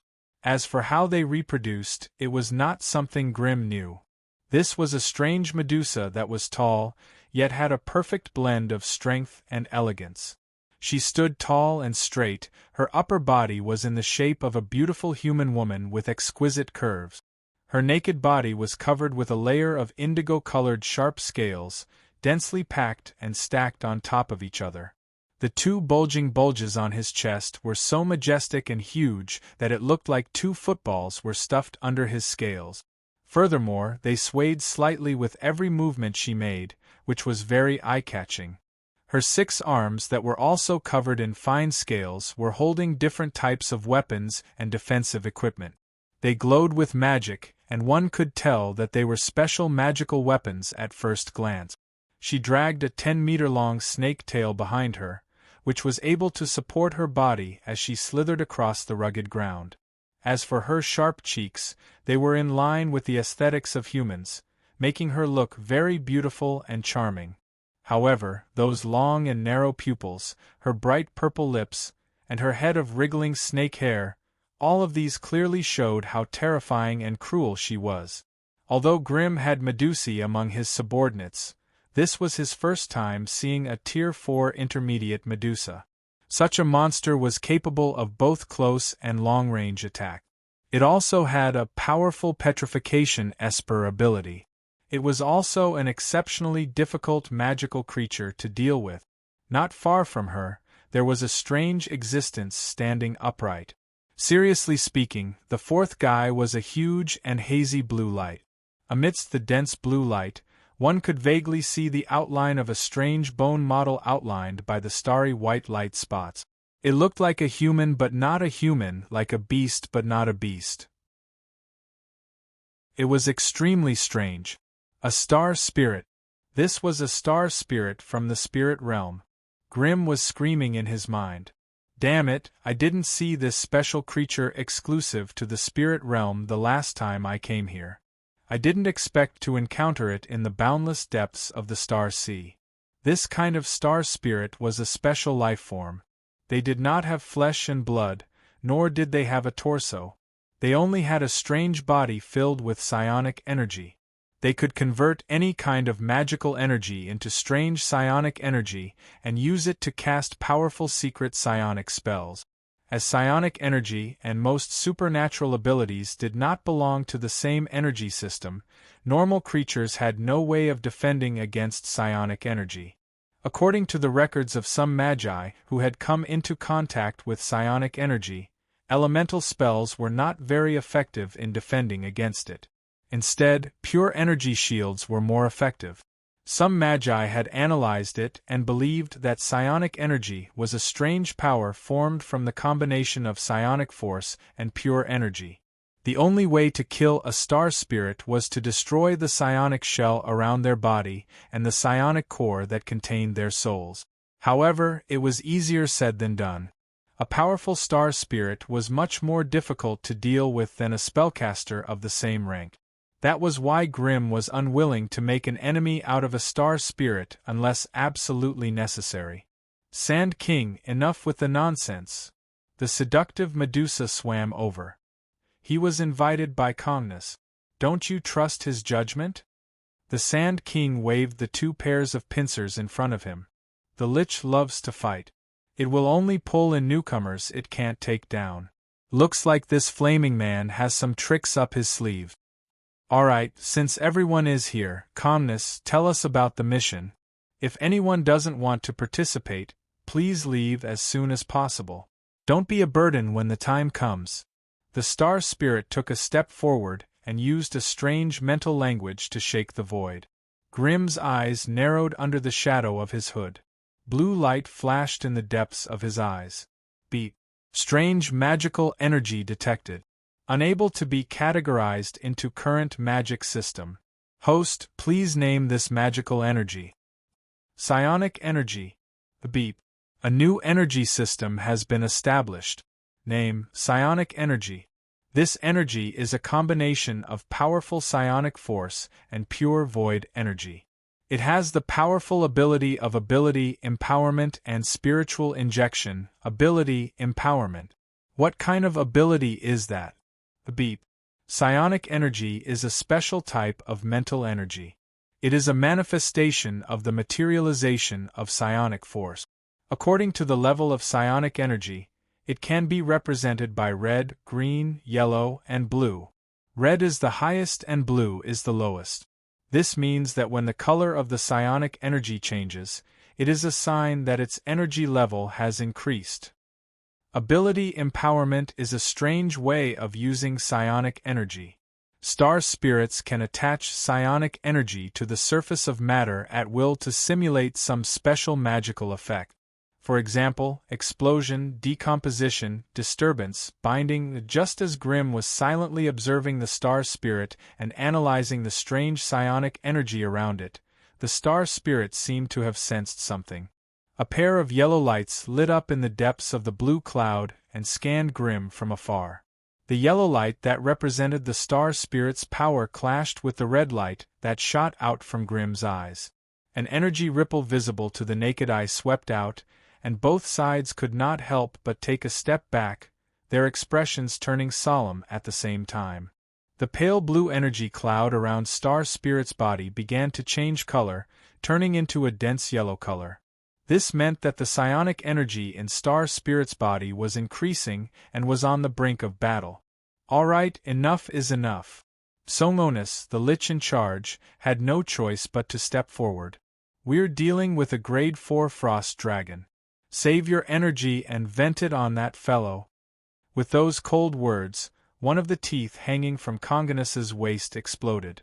Then, a 10-meter-long, 1-meter-wide, 2-meter-high bone wall rose from the ground, separating Grimm and Celestial from each other.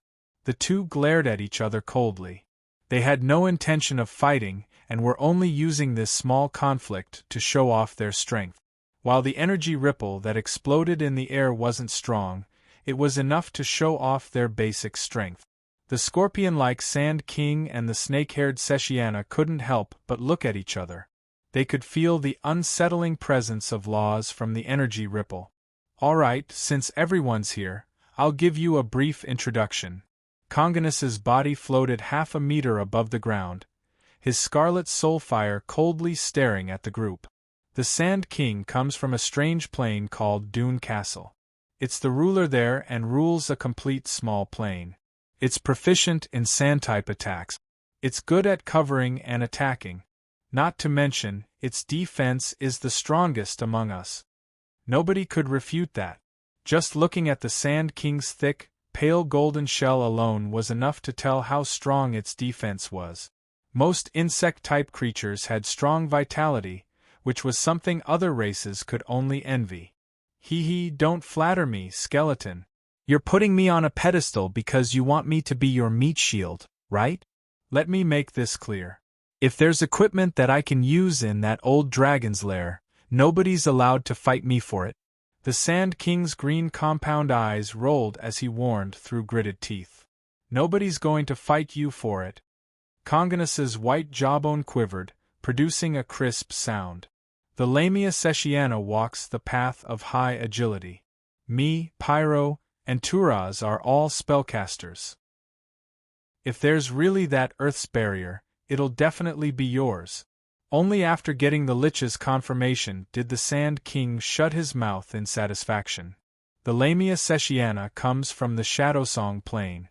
She's a moderately powerful lord there, with close to 10,000 Lamias under her command. She's best at close-range combat and petrifying attacks. After hearing the Lich's introduction, the Lamia sessiana nodded proudly without any intention of introducing herself. Turaz, the astral soul, hails from the soul realm. That's a powerful plane comparable to the Magus world. He's best at the mystical psionic energy. As for his abilities, Songonus paused, not knowing how to describe the strange psionic energy. There's no need to introduce Sir Turaz. I'm sure everyone here knows how powerful and strange a creature like the astral soul is. There's no need to waste your breath. Grimm smiled. He could tell that this wasn't the first time they'd met. They seemed to have a tacit understanding of each other. He was probably the only newbie among them. Then, Lord Pyro, would you like to introduce yourself, or should I? Songonus asked coldly. I'll do it myself. Grimm stepped forward. My name is Grimm. You can call me Pyro. I come from the Magus world, where I have a small fiefdom in the middle of the continent. As for my forte, it's fire spells. I believe that's one of the reasons Lord Songonus invited me here. After the brief introduction, Grimm immediately felt that the other people's vigilance was reduced a little. Chapter 1261. The World of Ice. This was a strange world that was completely different from other planes. The laws of the plane seemed to have been severely distorted here, transforming this small plane into a land of extreme cold covered in ice and snow. Cold winds howled and snow filled the sky. As far as the eye could see, the entire world was grayish-white. Even the sky was covered by a thick layer of gloomy clouds, and not a single sun, moon, or star could be seen. Ice sheets that were dozens of meters thick could be seen everywhere on the ground, as well as towering ice peaks that rose from the ground and towered between heaven and earth. Although the temperature here was extremely low, it was not suitable for the survival of most creatures. However, as far as the eye could see, one could still sense the existence of many life forms in the vast icy plains filled with snow and the intersecting glaciers of various sizes. They were all ice creatures with strange life forms, or even ice elementals of different shape. In short, those that could survive in such a harsh environment had extremely high resistance to the cold. However, at that moment, a skeletal door filled with a strong deathly aura opened silently above a huge snowy tundra. 5 strange figures of different heights and sizes walked out in a single file. The moment Grimm stepped out of the portal, he could feel the extreme cold coming from all directions. This was a plane that was extremely repulsive to him. From the illusory consciousness of the plane to the creatures that lived here, even the grass, trees, flowers, and fruits, even the cold wind that blew past him revealed extreme disgust towards him. When Grimm stepped on the tundra, the ice beneath his feet crunching loudly. Countless silver chains flowing with the power of laws extended from the surrounding void, binding him tightly. One end of these silver chains entered the void, while the other entered Grimm's body. Using the power of the plane's laws, they frantically suppressed Grimm's flame energy. Grimm's energy aura dropped rapidly, and in the blink of an eye, he had fallen from mid-grade 4 to early grade 2. If not for the frantic pulse of the heart of laws in his body, pumping out wave after wave of pure flame energy to resist the suppression of the plane's laws, Grimm's strength might have fallen to below grade 2. Without the energy to protect his body, the surrounding cold energy swarmed over, threatening to freeze him to death on the spot. The robe that was draped over his body instantly became cold and hard. A layer of crystal-clear blue frost instantly appeared on the edges of the black robe, and it began to spread rapidly at a speed visible to the naked eye. Grimm could only feel the bone-chilling wind. His entire body, flesh, and bones were rapidly solidifying in the terrifying cold.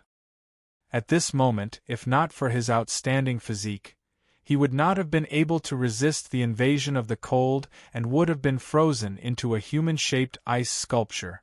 Humph, what a vicious show of strength! Grim let out a muffled groan. He shook the flaming coral wand in his hand, and a strange stream of warmth flowed into his body, driving away all the coldness in his body. As Grim waved his wand, the temperature within a radius of 5 meters began to rise again. Soon, the temperature returned to a comfortable level. However, this insignificant action of his had clearly triggered an even more ferocious retaliation from the laws of the dimension. More chains of laws reached out from the void, snaking towards Grim. From the looks of it, it seemed like they were going to expel him from the dimension. The few who had entered the icy world with Grim were not spared either. They were all suppressed by the laws of the dimension. They could not help it, as this was always the case when one invaded a different dimension. If they were just ordinary people, they would not have been able to enjoy the full suppression of the laws of the dimension. It was precisely because they were too powerful that their bodies and souls were almost all enveloped by the laws of the origin plane. Naturally, two different types of laws could not coexist. That was why they had triggered such a terrible suppression when they had entered a different dimension. However, even though their elemental powers were suppressed, they still had powerful physical bodies and terrifying racial abilities. Therefore, even though they were bound by the densely packed chains of laws, they could still move freely and still had strength to spare. Among the 5 of them, Grim's physical strength was the weakest. Therefore, after the Lich, Lamia, Sand King, and Star familiarized themselves with the environment, they all focused their attention on Grim's body, wanting to see how he would get rid of this annoying suppression. Of course, Grim's performance had also surprised them. Due to the abuse of the laws of the dimension, the consciousness of the dimension had obviously placed a large portion of the backlash on Grim. However, Grim merely waved his staff, and a dense fiery cloud enveloped his body. The terrifying backlash from the plane disappeared just like that. It was as if it had never existed in the first place. Let's go. We are thousands of miles away from the nest of the frost dragon. Let's hurry up and go. Grim looked relaxed as he held his staff and strode forward, as if he had not noticed what had just happened. The other 4 could not help but look at each other in confusion. Bone, how did this guy resist the plane's bite just now? Asked the mysterious star soul. Yes, his physique is definitely not as strong as mine, but if it were me, I would have suffered a little too. How did he resist it? The voice was muffled. The party was still moving forward at a leisurely pace. Of course, if there was a need, the members of the team would be able to travel thousands of miles in an extremely short period of time and appear at the entrance of the Frost WYRM's nest. However, he had just arrived, and he was still burdened by the severe suppression of the plane. Hence, the party members deliberately slowed down their pace, leisurely slaughtering the natives while silently waiting for the plane's suppression on them to weaken. Spellcasters relied on the analysis of the Maxim to find ways to reduce the suppression of the dimension Maxim on their own strength. Meat shields like the Sand King, on the other hand, relied on the adaptability of their bodies. Their ability to analyze the laws of the plane was weak, but their ability to adapt their bodies to the environment of the plane was great. That was why the party was in no hurry. They maintained a steady pace and approached their target step by step. Deep down, Calmness and the others were hoping that the Frost WYRM would lose control of its nature and charge out of the nest to fight them to the death. That way, they could at least weaken the Frost WRM's geographical advantage. Otherwise, barging into the terrifying nest that the Frost WYRM had been running for 1,000 years was undoubtedly a risky move. However, the chances of that happening were minuscule. No great lord would come out to fight a few beings of the same level for the sake of some commoners. 3 days later. After crossing the snowy plains of ice and crossing the Arctic Valley, the party finally arrived at their destination after a long and arduous journey. Here, the undulating, steep, lofty, and snowy peaks of the past were nowhere to be seen. Everything within a 50-kilometer radius was a flat plain. The ground was covered in a thick layer of ice that was at least 10 meters thick. Beneath the ice was a terrifying icy ocean that flowed slowly and occasionally seeped with chilling air. The depth of the ocean was immeasurable. Even the powerful one's spiritual senses could not penetrate its depth. There was almost no sign of life here. Even the howling winds carried a hint of deathly stillness and coldness. In the center of the ocean that was covered by the ice sheet, a towering ice cliff rose from the ground. The top of the ice peak was directly immersed in the thick and dense clouds, making it difficult for one to see the actual situation on it. "It knows we're here." Calmness was the one who spoke. His crimson soul fire flickered in his eye sockets, emanating a chill that was even colder than the frigid air. "I can feel that its power is increasing." The others did not speak. They were all using their own methods to sense the terrifying existence on top of the mountain. Grim raised his head.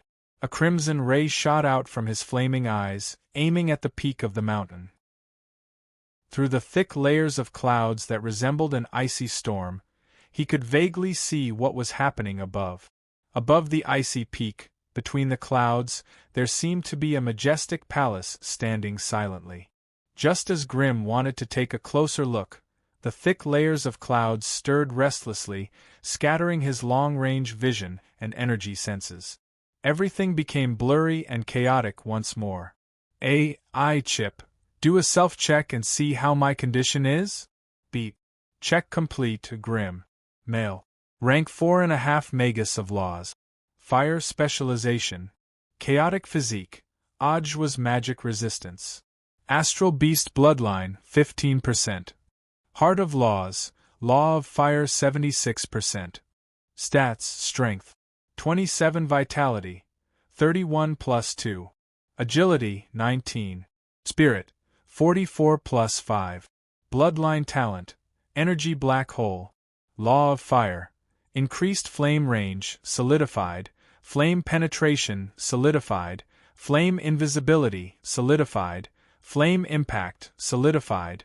A host's current condition. Planes Suppression analysis of Icy World's laws is at 100%. Host strength is suppressed to initial rank 4. Base battle strength is at 82% of normal. Elemental might is at 76% of normal. Might of Laws is unaffected. After the self-check, Grim looked at the stats and could not help but be speechless. With the AI chip's help, he had almost completely analyzed the suppression of the plane's laws, but he had only raised his base battle strength to 82% of normal. His companions were far more affected by the plane's suppression than he was, and their battle strength, however, everyone's recovery rate was their own secret. If it was leaked, it would be easy for others to deduce their spiritual force and recovery rate. Therefore, even if the few of them had formed a combat team, they would not share this kind of information. This is the entrance to the Great Frost Dragon's lair. Kongna's spiritual force grew restless at this point. If we go any further, we'll reach the place where the Great Frost Dragon enslaved the Frost Giants live. Frost Giants. Grim was stunned. Didn't most of the ancient Frost Giants perish? How can there be Frost Giants here? Kakik. True ancient Frost Giants are powerful beings at rank 6 or 7. How can they be enslaved by a rank 4 Frost Dragon? Kongna's laughed sinisterly. That's why the ones living here are just bastards who have inherited some of the Frost Giants' bloodline. It's a pity that many of them are rank 3 or 4. They won't be easy to deal with. Hee, they're just small fries. If you think it's too troublesome, I'll do my best to take care of them all. However, I want a share of the spoils of war. The Sand King laughed evilly. Dream on. Serpentina stuck out her sharp tongue and said coldly, "Everyone, let's do it together. Make sure to leave no traces. Don't let these fellows interfere with our mission. The group nodded and did not say anything else. They all stepped onto the ice sheet of Arctic Island. Chapter 1263. The battle started quickly, but it ended even faster against a group of primitive giants who lacked high-grade equipment and only had powerful physical strength and the power of ice. The few invaders present were quite experienced. Crimson Flame Storm, Death Ripple Group, Petrification Ray, the earth trembled, psionic energy overflowed. After unleashing a barrage of berserk skills, the dozen or so frost giants surrounding Surefoam collapsed, utterly defeated. The weaker ones had their external force fields dissipate, their bodies entangled by strange red, white, and gray energies. They howled in pain and fell to the ground. Only 3 of the strongest frost giants managed to resist this round of attacks. They roared as cold winds swirled around them. They raised their hands and threw thick icicles at Grim and the others. These icicles were at least a meter in diameter, and contained an absolute chill that could turn anything into ash. Forget ordinary creatures, even the few Grade 4 existences present would find it difficult to escape once they were enveloped by this chill. The reason why the ancient frost giants were so strong was because they had a deep understanding of absolute chill. Magi called it the power of laws, while the giants who were born from the will of the world called it the source. No matter what they called it, these fellows who had researched and mastered a certain power to the extreme were not to be trifled with. However, their success was due to the rules, and their failure was also due to the rules. The ancient frost giants were born from the will of the world, and their strength was unparalleled. The power of extreme chill that the source controlled was enough to annihilate anyone who went against them. That was why they had made a name for themselves in ancient times, and were worshipped by countless mortals. However, once the will of the world changed, and the Titans rose to power, the other branches of the giants began to decline. Once the frost giant race declined, they were besieged by many new races. The bloodline of the ancient frost giants was thus severed. Only some remnants of the bloodline remained in some remote or lowly places. These descendants of the frost giants could not recreate the terrifying might of the ancient frost giants. Either their physical bodies were greatly flawed, or their control over the power of ice was not strong enough. In short, they had the looks of a Grade 4 creature, but their true strength was far from the source of their bloodline. A round of wild attacks killed off most of the ice giants, leaving the Sand King to deal with the remaining 3 strongest fighters. Sand King had the strange ability to travel underground. With a burrow, he disappeared on the spot, evading the ice giants' sudden counterattack. When he reappeared, the Sand King was already at the feet of the 3 ice giants. As the ground trembled, the ice cap cracked, and the Sand King's huge and tough body emerged from the ground, pushing the 3 ice giants into the sky. Amidst their panic, the Sand King extended his 2 giant pincers and clamped the 2 Tier 3 advanced stage frost giants into 2 halves.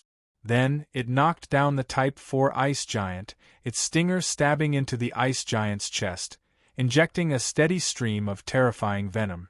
As expected of a Tier 4 creature, the leader of the frost giants did not die immediately even in such a state. Instead, it roared and raised its arms, grabbing tightly onto the Sand King's pincers. It opened its mouth to the limit, ready to spit out the most powerful force of ice in its body. A terrifying chill gathered at the frost giant's throat.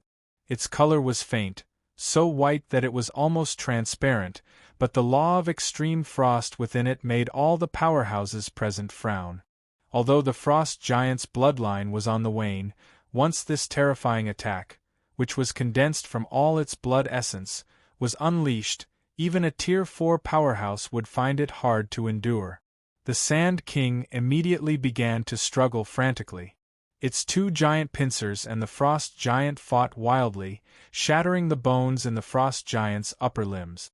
The poisonous stinger that had been stabbed into the frost giant's chest stirred wildly, turning it into a bloody mess. Unfortunately, the frost giant's violent strength before its death was not that easy to shake off. The frost giant was clearly prepared to fight to the death. No matter how heavily injured its body was, it would rather die than let go. If this had been a normal combat team, in order to protect the Sand King as a meat shield, everyone might have thought of a way to save the frost giant. However, the team before them was a temporary team made up purely of evildoers and wanderers. No one was willing to put themselves in danger to save a teammate. But there were always exceptions to the rule. Just as the frost giant was about to spit out the power of extreme frost in its mouth, a tall, pitch-black figure that shone with a strange metallic luster appeared from the shadows behind the frost giant. The extremely sharp metal blade in its hand stabbed into the back of the frost giant's head. Dark energy surged in, instantly wiping out the frost giant's brain and consciousness. The extremely condensed power of extreme frost finally went out of control. Under the control of the ice giant chieftain's will, the power of extreme cold that was supposed to be sprayed onto the Sand King's body suddenly exploded. It turned into a ring of ice that spread out abruptly, rippling in all directions. Wherever the power of extreme frost reached, the world lost its color. Everything lost its original color and was completely sealed in a layer of beautiful ice crystals that were harder than steel. A moment later, the ice crystals exploded, and the power of extreme frost flowed in all directions, turning everything into white shards of ice that could not be shredded anymore. Under such circumstances, no life form could survive. However, there were always exceptions to everything. Amidst the exploding white shards of ice, two equally tall and mighty figures broke free of the ice crystals. Withstanding the terrifying power of extreme frost, they charged out of the area covered by the ring of ice. The Sand King's originally pale golden body was now covered in white ice crystals. As it broke free, it shook its body violently, shaking off large clumps of ice shards. After the white was gone, the Sand King appeared unscathed, as if it had not suffered any damage. However, everyone present could clearly sense that the Sand King's almost violent earthen yellow origin energy had also been tainted with a hint of white. It had fallen for the trick after all. However, everyone's gaze only lingered on the Sand King for a moment before landing on the tall metal puppet behind it. A grade 4 puppet, everyone's gazes turned cold. Off to the side, Grimm smiled faintly. "I'm a spellcaster. I'm not good at close combat. It's logical and reasonable for me to bring a metal puppet with me." With that, Grimm took a blood-red crystal and a drop of blood marrow from the Shadow Fiend. He weighed them in his hand and said with a chuckle, "Sand King, I've done you such a great favor. You don't mind if I harvest some materials, do you?" The Sand King swayed its huge body and glanced at Grimm with its green compound eyes. I don't mind at all. Thank you for helping me out just now. Otherwise, I'd have suffered a great loss." The Sand King moved its huge body and shook off the thick ice crystals on its metal shell. Then, its body turned into a black shadow and slowly merged with Grimm's back. However, it had merged without any flaws previously. Even the powerhouses did not notice its existence.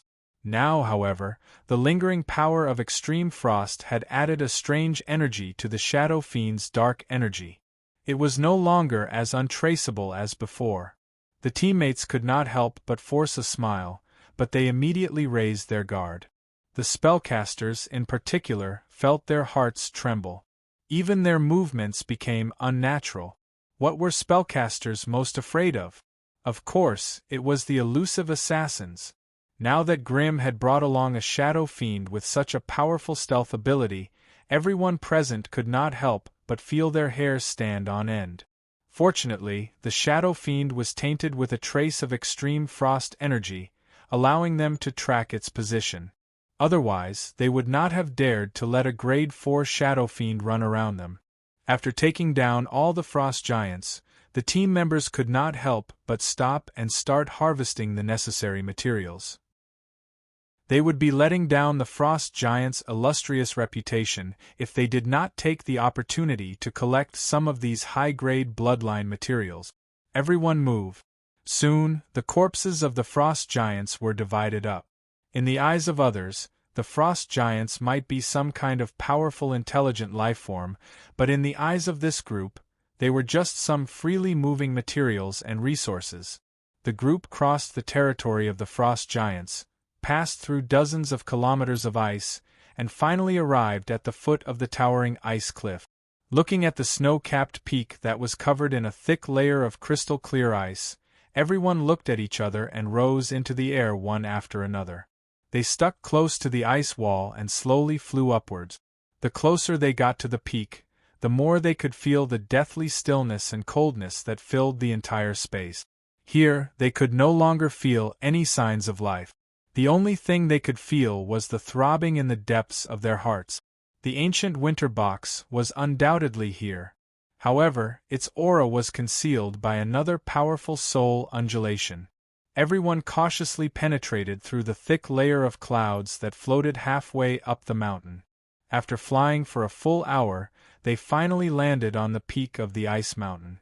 This was a huge platform that had a circumference of several dozen kilometers. At the very center, a tall and majestic divine hall of ice stood silently. The entire temple did not use a single bit of earth or wood. Instead, it was made of pure, sparkling, and translucent ice rock. Inside the hall, there were hundreds of exquisitely carved ice pillars decorated with mysterious patterns that supported the spacious space. On a tall ice platform at the back of the hall, a strange giant dragon was lying on it. Sensing the appearance of an unfamiliar aura, it lazily lifted its head and sized up the crowd. Frost Dragon. Chapter 1264. It was a strangely shaped dragon. It was clearly a gigantic skeleton that resembled that of a skeletal dragon, but in the gaps of the joints, in the enormous cavity of its chest and abdomen, and in the tiny holes of the bone membrane of its wings, there was a blue, bone-chilling air of extreme coldness everywhere. The crystal-clear frost wrapped most of the bones inside, but strangely, it did not affect the movement of the giant dragon at all, as if the ice that was harder than steel was all illusory. The mighty power of the colossal dragon and the pervasive power of ice combined to form this super-terrifying frost colossal dragon in front of them. Why is it an undead dragon? Grimm frowned. I remember that frost dragons are creatures of flesh and blood. Where's its flesh? While Grimm had never seen a Grade 4 frost dragon in the Landsplain, he had killed plenty of Grade 1 and 2 frost dragons. And those ice dragons were all creatures of flesh and blood, not undead. This means that the ancient winter chest is in its hands. The scarlet soul fire of Lich Congenas looked at the frost dragon high up in the shrine from a distance of nearly 1,000 meters. He said coldly, "It might have been a giant dragon with flesh and blood in the past, but after coming into contact with the ancient winter box for a long time, its flesh and blood will inevitably be corroded. Don't forget, the ancient winter chest has the law of ice and death." Grimm immediately understood after hearing the Lich's explanation. As expected, everything had its pros and cons. This frost dragon coveted the law of ice within the ancient winter chest. Once it absorbed the energy within, its flesh and blood would inevitably be eroded away by the law of death. This was the law of death of a high-ranked god. Flesh that had been eroded by it could not be regrown with its own regenerative abilities. This frost dragon had been completely transformed by the power of death, becoming a frost bone dragon that possessed both the power of frost and the power of death. It was now an undead dragon through and through. Lowly and greedy invaders, I can smell the wails of the resentful souls of the kingdom of frost on you. Your actions will be punished by fate. I will freeze you in ice and erect you at the entrance of the temple as a warning to those who don't know what's good for them.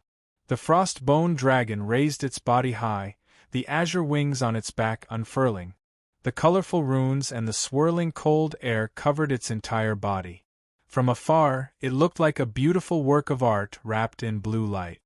Humph, shameless boasting. The Lich could not help but mock. If I'm not wrong, you're trying to fuse the ancient winter chest into your soul, right? Bastards, you guys really did come for that thing. The frost-bone dragon roared loudly. Great amounts of frigid air surged out of its mouth, causing the temperature in the divine hall to plummet by more than 100 degrees. The ancient winter box possesses the laws of death and ice. To reach Tier 5, you want to merge it with your soul.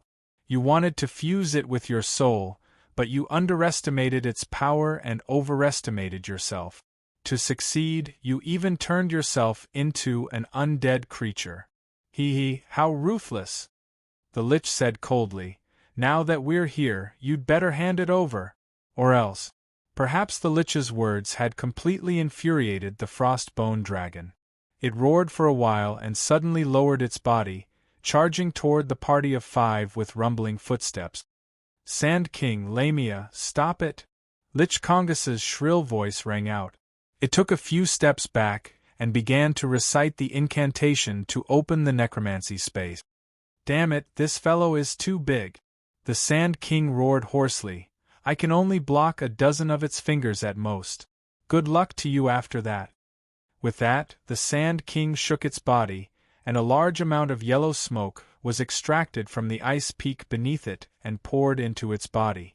Its body, which was originally less than 5 meters long, instantly swelled up like a balloon, turning into a giant worm that was 12 to 13 meters long.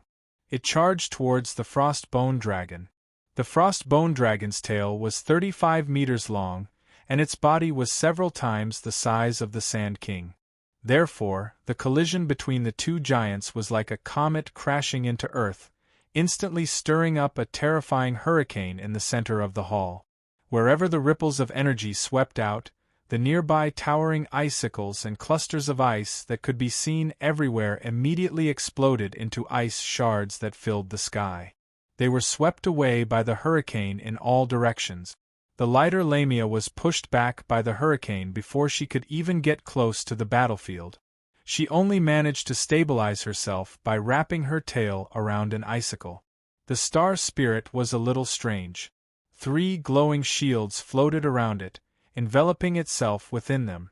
Meanwhile, its body crouched on the layer of ice, strange runes flying out of its body one after another. The runes seemed to possess some sort of incomprehensible power. They flew toward the icy blue light in the depths of the hurricane like birds leaving their nest. Grimm was also rapidly reciting a spell. As his incantation grew louder, a huge door of light formed from pure flames appeared and slowly opened. The next moment, a tidal wave of flaming creatures rushed out and charged at the frost-bone dragon under Grimm's command. All right. Watch me. Almost at the same time, Lich Comnas's necromancy domain opened up. A strange skeletal door materialized in the air. As it opened, squads of elite undead soldiers appeared before everyone in an orderly fashion. At the front of the line was a horde of ghouls, numbering 200.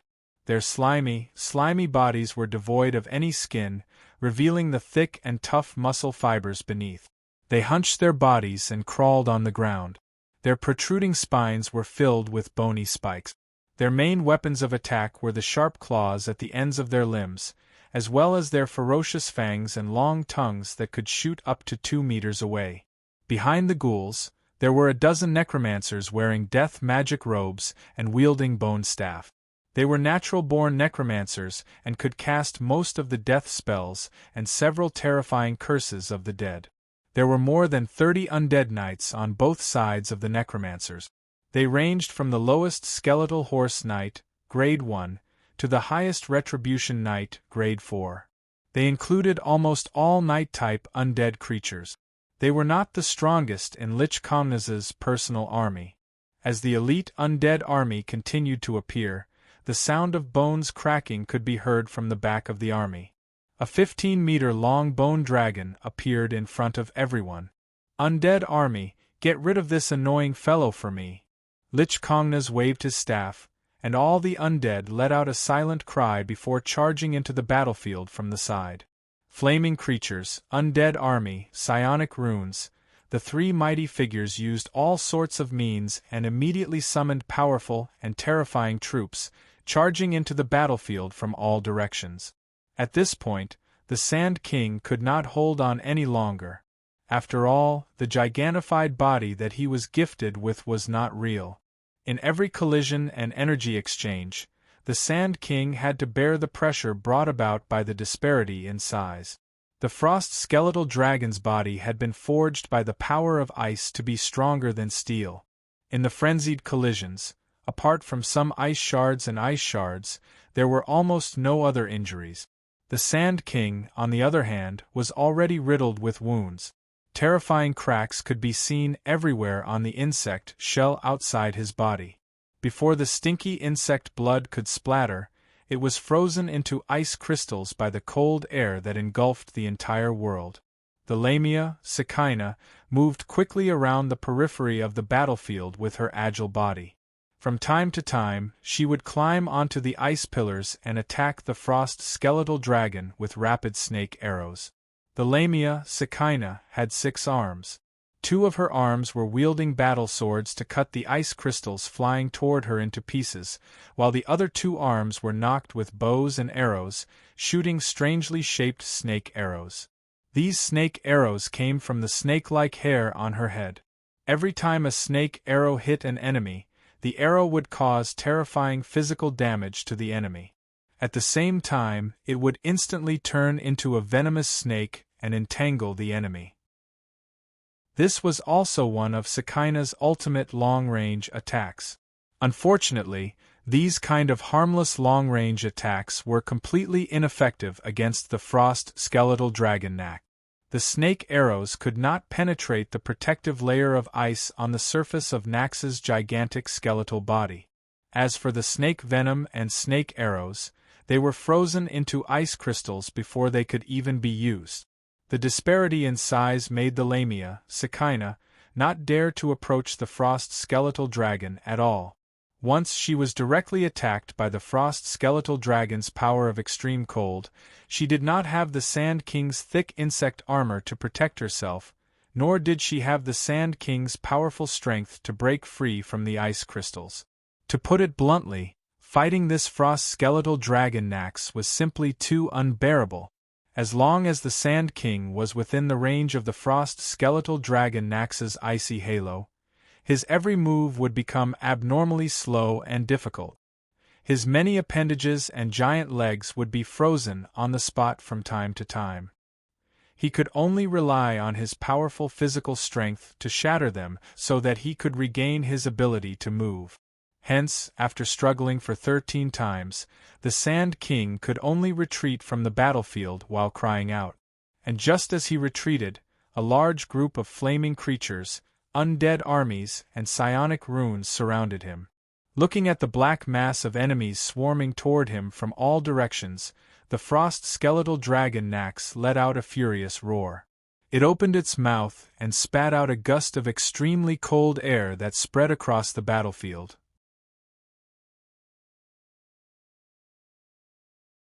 However, after the frozen bone dragon Nax breathed out, the blue frost on its body, which was made up of ice crystals and bones, also became a little thinner.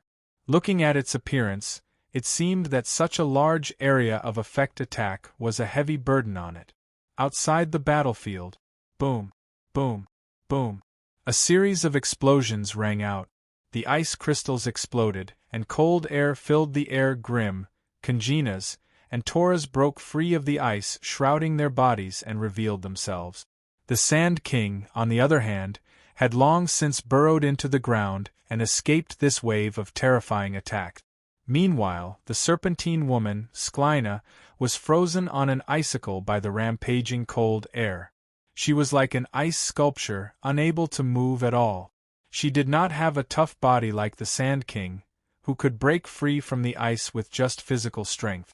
But after a burst of strange, strong light, the blue ice crystal on Sklisthena's body faded and turned into a grayish-white powder, scattering all over the ground.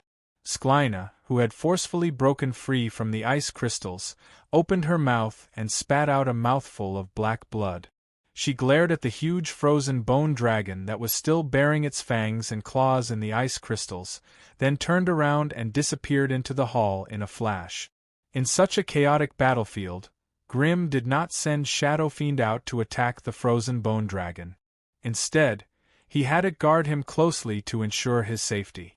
That frozen bone dragon Nax had clearly fused with half of the austere chest. Its terrifying might was not something an ordinary grade 4 creature could compare to.